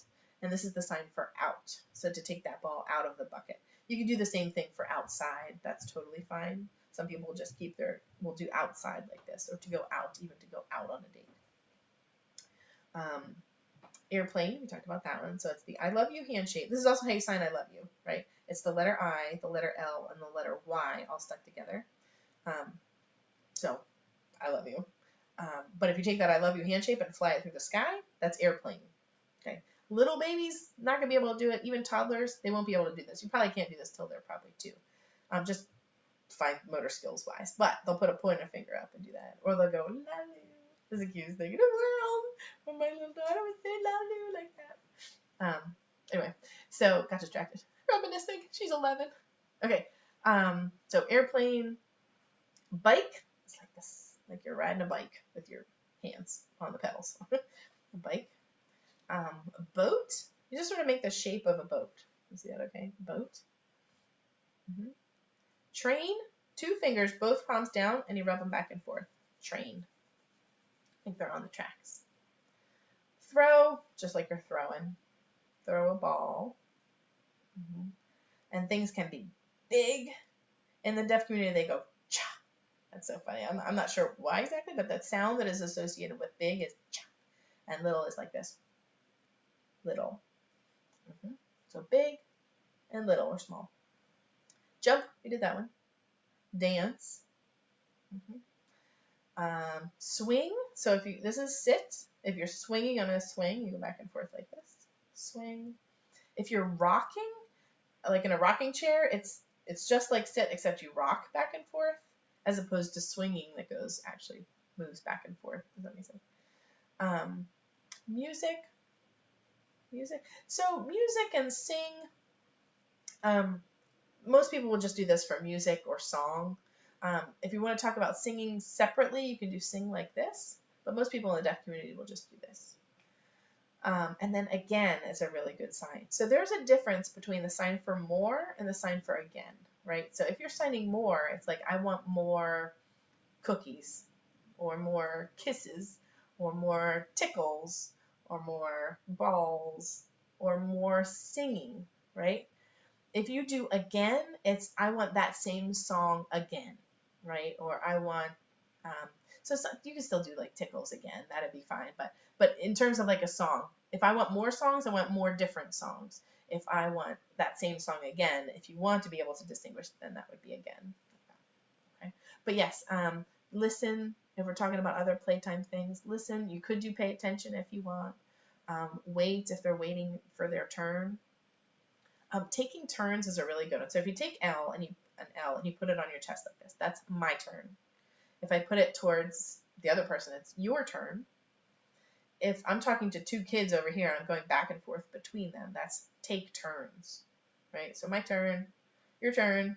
Okay, you guys take turns. So it's that same L that goes back and forth between their chests, essentially. You don't have to touch them, but you go between the 2 of them. Trying to think of what else. Slide. I don't know if you have playgrounds or whatever where you are, but slide. So it's like sit, but then woo, goes all the way down. Slide. Swing. And then rock. Just to review the ones we did. So we have where. Like, where's that ball? Or where are your shoes? Shoes is a good one too. So it's 2 S's and you tap them together. Shoes. Or your coat. Just like you're grabbing it and pulling it over your shoulders. Coat. Hat. Okay, so we have where. Run. Like that. Walk. Game. Puzzle. Play. Book. Friend. Share. It's like you have Cheerios in here and you're pushing some to one friend and some to the other. Share. As opposed to sing, which is on your whole arm, right? So sing and share. Outside. Let's go play outside. Do you hear the airplane? So here you just point to your ear. Listen is the like antenna listening out, right? And then here is pointing. And then airplane, bike, boat, train, throw, ball, big, little, jump, dance, music, and again. Okay. Let's do one more song quick. We're going to do Row, Row, Row Your Boat. I'm going to show it so you know it. So row, row, row your boat gently down the stream. You show it going down the stream. Merrily, happily, merrily, merrily, merrily. Life is two L's that start on your belly and come up your chest. Life is but a dream. Okay, right? Row, row, row your boat gently down the stream. Merrily, merrily, merrily, merrily, life is but a dream. Do it again. Row, row, row your boat gently down the stream. Merrily, merrily, merrily, merrily, life is but a dream. Good job. I have a question for socks. Right, sorry, how did I forget socks? So shoes is two S's like this. Socks is pointer fingers pointing down at the ground and you kind of rub them together. If you do that same sign, same movement, but to the sky, it's stars. But socks if you point down. So like you're knitting socks or pointing to your feet. Can you see? Okay, I think you can see. Okay. Make sure I'm not missing any others. Okay. Good question. So transition. So let's talk about some transition signs that are helpful. We already talked about a bunch of these, but finished or all done, right? So when you are completing an activity and you're actually all done, sign all done. So if you're blowing bubbles, blow the bubbles. You're putting the bubbles away, all done. You're reading a book. You finished reading the book, all done. We're outside, all done playing. Outside, all done. Those kinds of things, okay? Listen, if it's time to listen or pay attention. Or you can say like, watch me. So it's like there are two eyes looking at you. Watch me. You can do that too, whichever feels right for you. Again, we talked about yes and no. And you want to nod your head for yes and shake your head for no, just like so they learn the natural gesture as well. So clean, I forget if I said this one already. Clean is like you're cleaning the slate, but clean up is clean, clean, clean, clean, right? So you do clean a couple times for clean up. So when you're all done with playtime, right, it's time to clean up. So clean up. Line up, if you have a group, I'm not sure how many of you have groups, but so make fours with both hands and put pinky to pointer, line up, line up. Yep. Put on your coat or your hat or your shoes or your socks. Again, we've talked about wait is a good transition when they're standing there in line waiting, wait. Ready is two R's and you go in front of yourself, ready. So palms down, ready. Some people do it twice, that's fine. But ready to go. Go like that. Are you ready to go? Let's go. Yep. Go outside, go home. So it's that flat O. It starts at your chin and goes to your cheek. It's like it's where you eat and sleep, so you kind of put it together. Home. Okay? So just a review, all done, listen, watch me or pay attention, yes, no, clean up, line up, you can see that, coat, hat, shoes, socks, wait, ready, go, outside, okay? All right, aggression intervention. So if kid's feeling angry, it's like you got all these feelings that are tearing out, it's like hulking out. So angry. And you want to make sure your face matches the sign, so it's not just like angry. It's angry, right? Or scared. So flat hands, just shaking in front of yourself. I'm scared. Sorry. Sorry is a fist in a circle. Please was a flat hand in a circle. Okay, so sorry. Stop. If there is hitting happening, you can tell them to stop. So I love stop, not just for telling a child to stop doing something, but to empower them to tell someone else to stop. So my nephew, like I said, he was a headbanger and a biter, right? So he'd bang his head if he was frustrated. We taught him the sign for help, and that helped with that. And then the biting thing. Like, so we tell him to stop. If we didn't catch it in time, we tell him to stop biting. Biting is like, right, like this on your hand. Stop biting. Or if we could catch it beforehand. So it's generally it was his twin sister who'd be bugging him. So she'd come over and like steal his toy or pull his hair or whatever. So whenever we saw her like go over to him, we'd get between him and her and say, "You tell her to stop, stop." So if she's bugging him, we told him to tell her stop. So my littlest also, the older one was a hugger, so she would just love on the baby, and the baby would be like, okay, enough. So we taught her the sign for stop. So she'd go, stop, be. So stop, please, is what her thing was. But she'd go, stop, be. And then she'd back off, give her a little space. So it's helpful to empower them also with a sign for stop. Gentle touches, we talked about that one. We talked about hurt. So like if somebody's hurting something else, you can go to the person that they're hurting and say, that hurts them. Or me, it hurts me when you whatever hit me or whatever. We talked about help. Hands is just like your Vanna White showing your hands. So keep your hands to yourself. So a thumb to whoever you're talking about. So if it's myself, it's a thumb on my own chest. If it's yourself, it's the thumb out there, or herself or himself, whatever. But hands to yourself. Okay, that's a good one.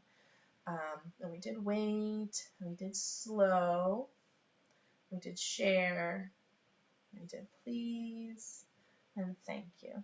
Good. Sometimes it's hard in the middle of somebody hurting somebody else to use the signs, but if you can stop it and then use the signs, you gotta stop.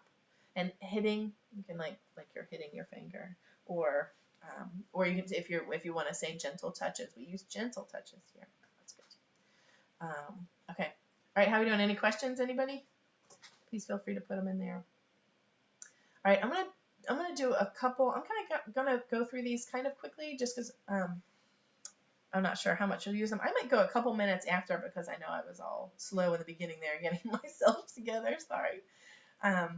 But we'll go through some basic colors. We'll do basic animals, and we did some of the emotions, but we'll look at those again. Okay.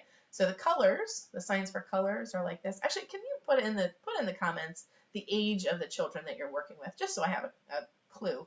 Because if you're working with, toddlers and preschool kids, the colors will be helpful. If you're all working with babies, it might not be quite as helpful yet, but it will be eventually. So I'll still show you. But either way, if you don't mind putting in the comments what age group you're working with, that would be helpful. Okay, so the colors, wiggly fingers in front of your chin like this. Colors. We have red. So it's a pointer finger. It's kind of like you're pointing to your lip, if that helps you remember. Red. Orange.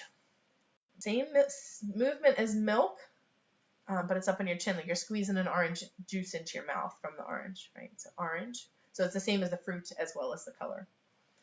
Yellow is a Y and you shake it. Green is a G and you shake it.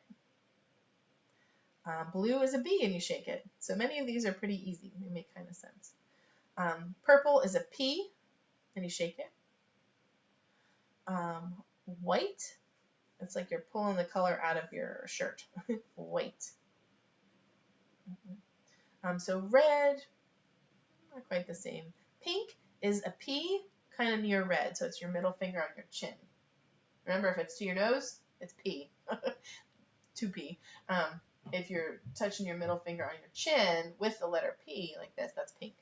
Red, orange, yellow, green, blue, purple, white, black, it's like a line across your, like a unibrow, black, and brown, and gray, mixing all the colors up. Okay. So some of those colors might be useful later for you, but yes. Okay, so some animals, if you put your hands on your shoulders like this and wiggle them back and forth, that's animals. So animals like pig. So dirty was a wiggly finger, pig is a wave. Okay. Sheep, it's like you're shearing a sheep, so 2 fingers sort of go up your arm like you're shearing the sheep. Cow, oops, let me thing up a little bit. So cow is like this, where it's thumb and pinky up on the temple. Horse is 2 fingers up and together with your thumb and your temple with a little wave of the fingers like a horse's ear.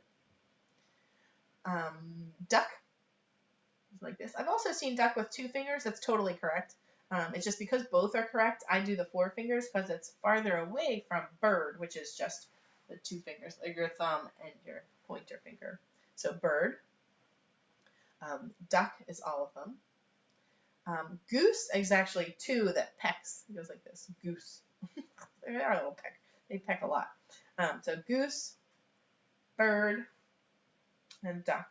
Now my suggestion is if you're introducing this to little ones, you put your hand in front of their face. So if they're sitting on your lap and their head's facing out, I would sign duck on their face or bird on their face. Most kids will sign bird backwards like this first and duck like this, or just kind of down here, but that's fine. But if they're doing it at their face, it's because that's how they see it. Just like babies wave by this way, because that's how they see it. But in order for them to turn their hand around, if you have them on your lap or in front of you facing outward, and you sign or wave, even just waving like this, or sign bird on their little head or duck on their little head, it'll help them understand that it goes that way. What else we got? Dog, I showed you, as a snap and a tap. Cat, like whiskers, like this. Cat. Some people do it with 2, but you only need to do it with 1. Cat. Let's just do farm animals. So we'll have pig, sheep, horse, cow. What else we got? Duck, bird, cat, dog. Goat is a funny one. So you can pull on like your goatee and then stick on your horns. It's like a double sign. Goat. I like that one. A lot of babies have that little giraffe, so feed the giraffe. So it's 2 C's, one on top of the other. Goes up like this. Elephant. It's like this big trunk coming out. Tiger. Draw the lines in your face. Zebra. You draw the lines on your body. So zebra, tiger, elephant, bear. So bears, you cross your arms and scratch your shoulders. Okay. Okay, so let's go back to some of the emotions. So feelings is like this. And again, the babies, although I gotta say, my daughter, she was about 9.5, maybe 10 months. And we were sitting there having breakfast, and my husband came down, and he was grumpy. He was just grumble, grumble, grumble, grumble the whole time. And she looked up at me, and she went, "Daddy's grumpy." I was like, "Yes, Daddy is grumpy. You're right." Anyway, it was pretty funny. But she was really little, and she made the connection. So I used my signs all the time. So she was able to make that connection early. And I apparently was grumpy a lot, or somebody around me was. So we used it enough that she could get that sign. So it is possible for even little ones to get the whole feelings thing. But so grumpy, happy, sad, silly. Silly is a good one. It's a thumb and pinky on your nose like this. Silly. Shy. Shy. So the top of your hand is on your cheek and you kind of turn it up. Excited. So one hand is feelings. If you're excited, many, many, many, many feelings. Frustrated is a good one. Just make sure your palm stays out. Frustrated. It's like you're walking into a wall. If you do it sideways, it's a different B word. But frustrated is like this. Frustrated. So happy, angry, grumpy, silly, shy, excited, frustrated, bored. That's a good one. I forget which thing is which. I'm trying to scroll down here. There we go. Okay. What else? Are there other questions? Talk to me about things that you guys really wanted to learn. Because otherwise I'm just going to review, and we're going to review all of the signs that we've done. So please think about it for a second. Think about the kids that you work with specifically and what would be most helpful for you, because I really want you to be able to see those signs. So brace yourselves. We're going to do all those signs as a review, okay? And I'm going to just a quick review about tips and techniques. So make sure as often as possible you're making eye contact. Even if you're not making eye contact, continue to sign. They'll see it peripherally and know that they can use their hands to communicate. You want to say the word as you sign because you want them to learn the spoken word as well as the signed word. Be patient with yourselves and with them because it's going to take a while For some kids, they can pick it up pretty quickly. It depends on, again, like I said, age. It depends on cognitive development, motor skills, all of these things, how consistently they're seeing the sign. So an older child will be able to pick up a sign more quickly, generally.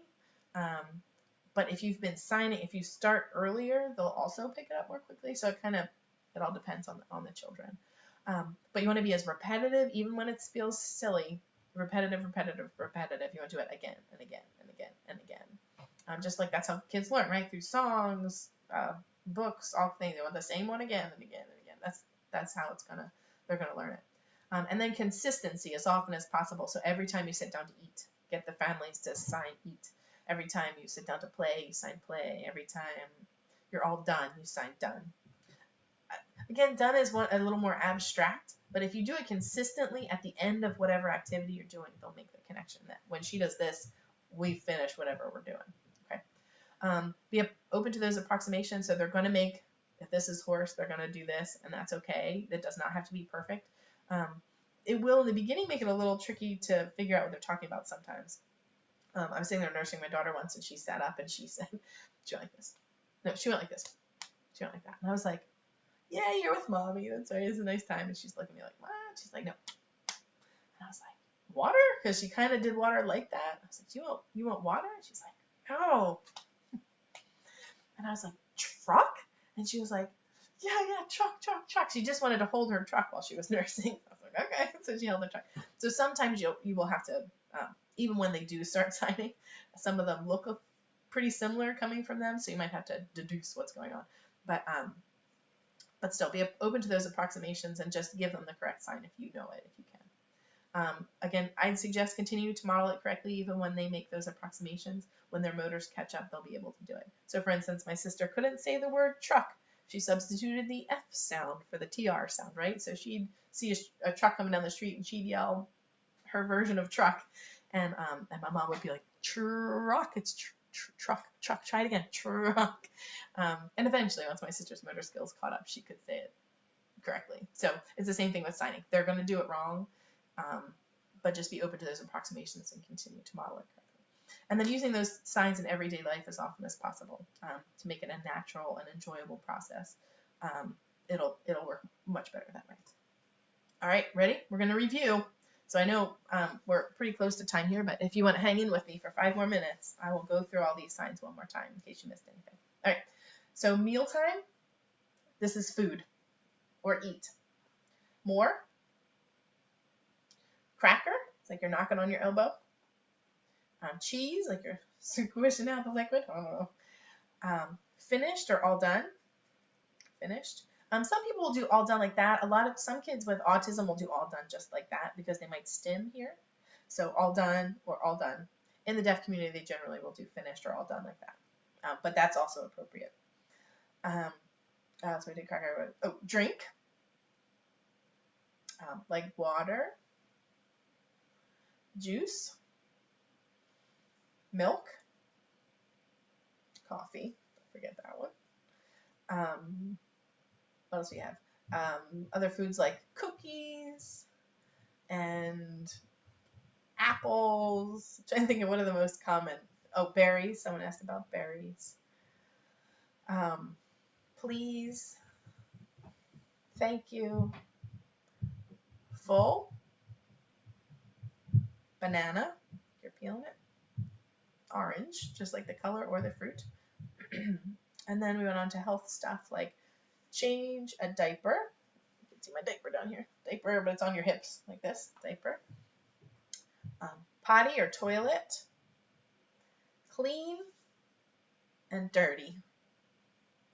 So clean is wiping the slate clean. Dirty is close to pig. I don't know which sign came first. Pig is a wave and dirty is a wiggle. Okay. Wet, it's like a soaking sponge. Dry, like you're wiping up their spit. Stop, and again, that can be used to empower them to communicate to somebody else as well as to tell them stop what they're doing. Hurt, so just 2 pointer fingers pointing together and twisting. It's like nerve endings, ow, ow. And you can put it wherever it hurts, like your head hurts, your belly hurts, whatever, your shoulder hurts. If your finger hurts, you can just do hurt and then point to whatever. That's fine too. Or if somebody else is hurt, you can show the hurt on them. Where do we go? Help. Give it a boost.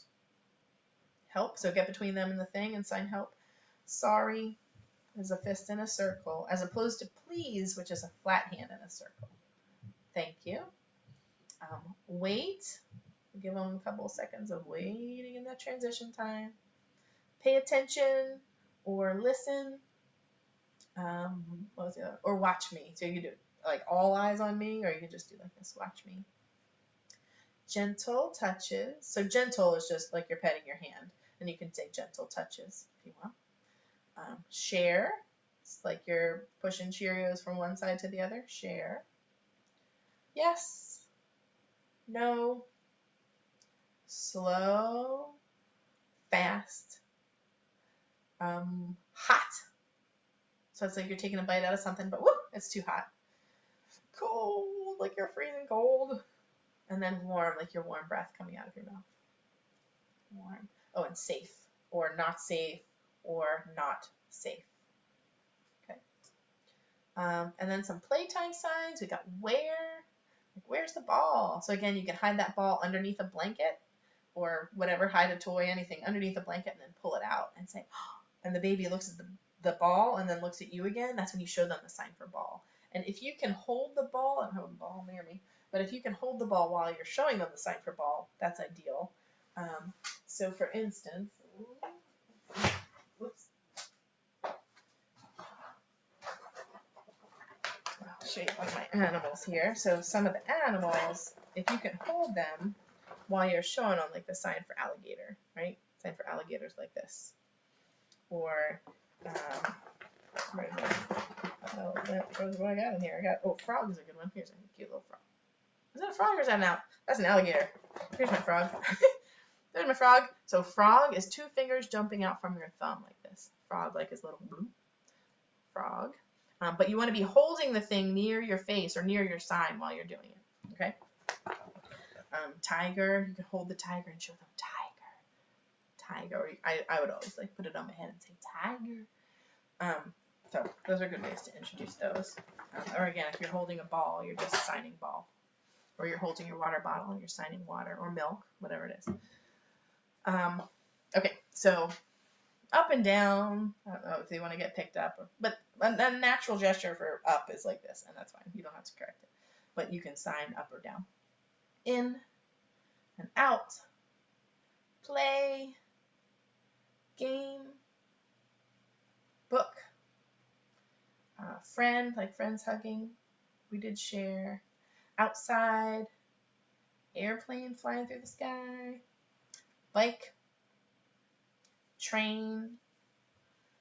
Line up. So transitions, if you have a group, line up. Put your coat on. Put your hat on. Or shoes.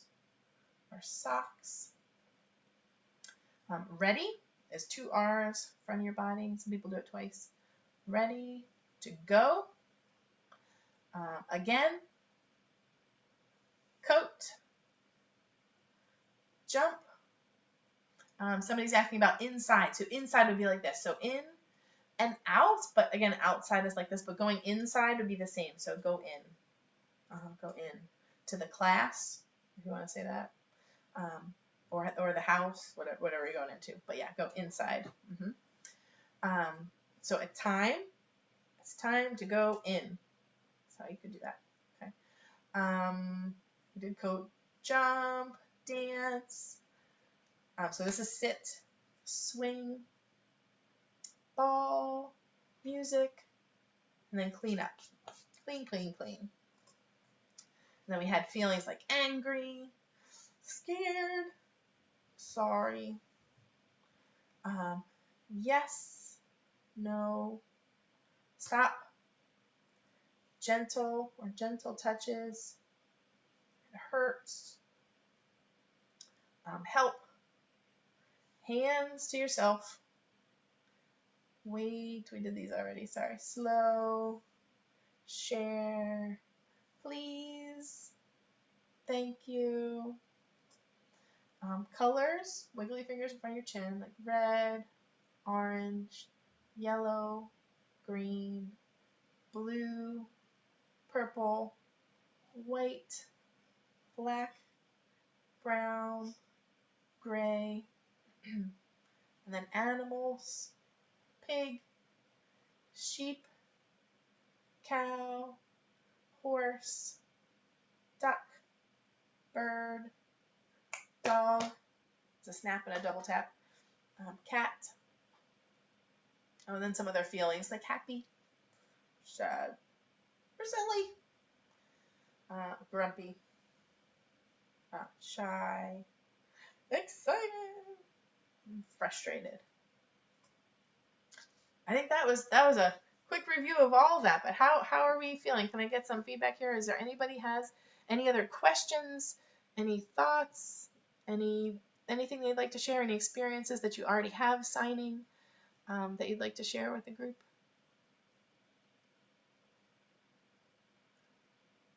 It might be that things are delayed, so I'm not sure about that. But I'm really happy that you all were here. If anybody has any questions, I think the link for the handouts, here, I'll just write it in here. If you go to signsoflearning.com, I think I spelled it right, signsoflearning.com, there is a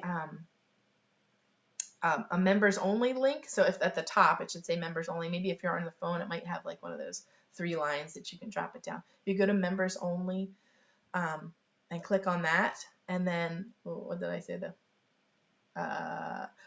So class handouts. All right, and then password is class handouts 20. Yeah. Oops, I was pushed end. That wouldn't be good. Okay, so if you do go to the Signs of Learning website, go into members only, and then put in the password. There's a bunch of stuff there for you to check out. There's information on the research. There's information about, there's the signs, the pictures of the signs that we've done. Trying to think of what else I put on there. There's the songs, some of the songs that we did. We didn't do all those songs, but I put them there just in case you wanted them. But if anybody has any questions at all, please feel free to contact me. You can go to the Science of Learning website. That's probably the easiest way to do it. It's a new website, so there might be some glitches. I'm hoping I just moved it over and it wasn't 100% complete, but much of the stuff that's important at least is on there. So, but you can go to the contact page that my information's on there. It's info@signsoflearning.com.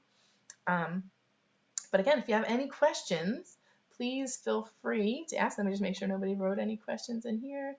Thank you. You're welcome. Thank you for coming. I'm glad that you are all here. Love this. Thank you. Thanks so much. They'll be saving the video to the main page so you can review it again in the future if you need to. Okay. So again, if you have any questions, please feel free to call me. I know this is kind of well, I don't know, it was awkward for me. It might not have been for you, but looking at myself is not my favorite thing. I wish I could have seen you. But anyway, again, feel free to call me. So the password is, it's written right above. It's class handouts with a capital C and capital H. Capital C class, capital H handouts, and the number 20. That's the password to get in to see the handouts, okay? And then I know that Amy posted the evaluation. If you're doing this for credit, I'm going to need that evaluation on there as well. And I think Amy's collecting the roster for me. But if you can fill out that evaluation, that's the only way I can get you the credits if I have that eval. Okay? So please feel free to give me a call if you have any questions going forward. Thank you all for being here. I appreciate it. Bye. See you later. So this is later. The shorthand is just an L and you flop it forward. So see you later.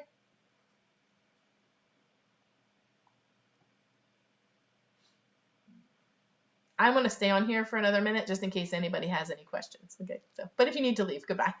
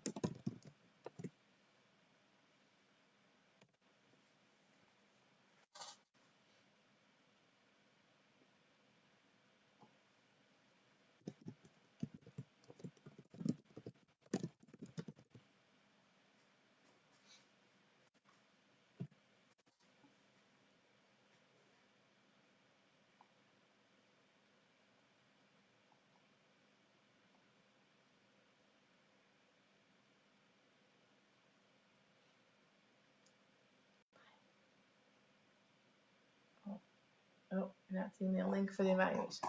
Okay, let's see. If you scroll to the very top of the chat bit over here, the very first thing says, thank you all for joining. Please take a moment at the end of the presentation to complete the very brief survey. And there's a link to the survey. You can do that. It's a Google form. You can do that there, okay? Thanks.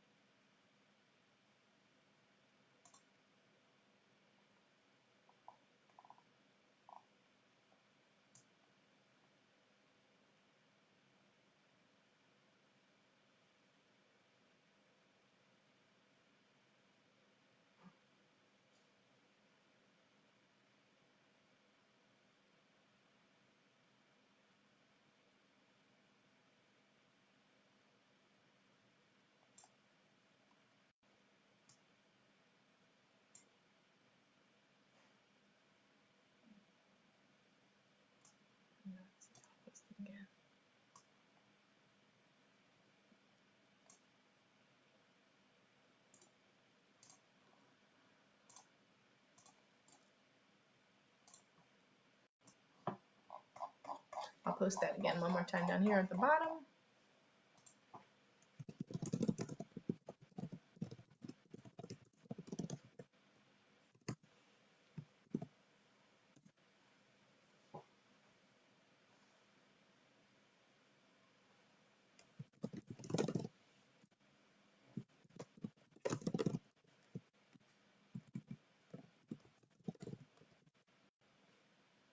Bye, everybody. See you later.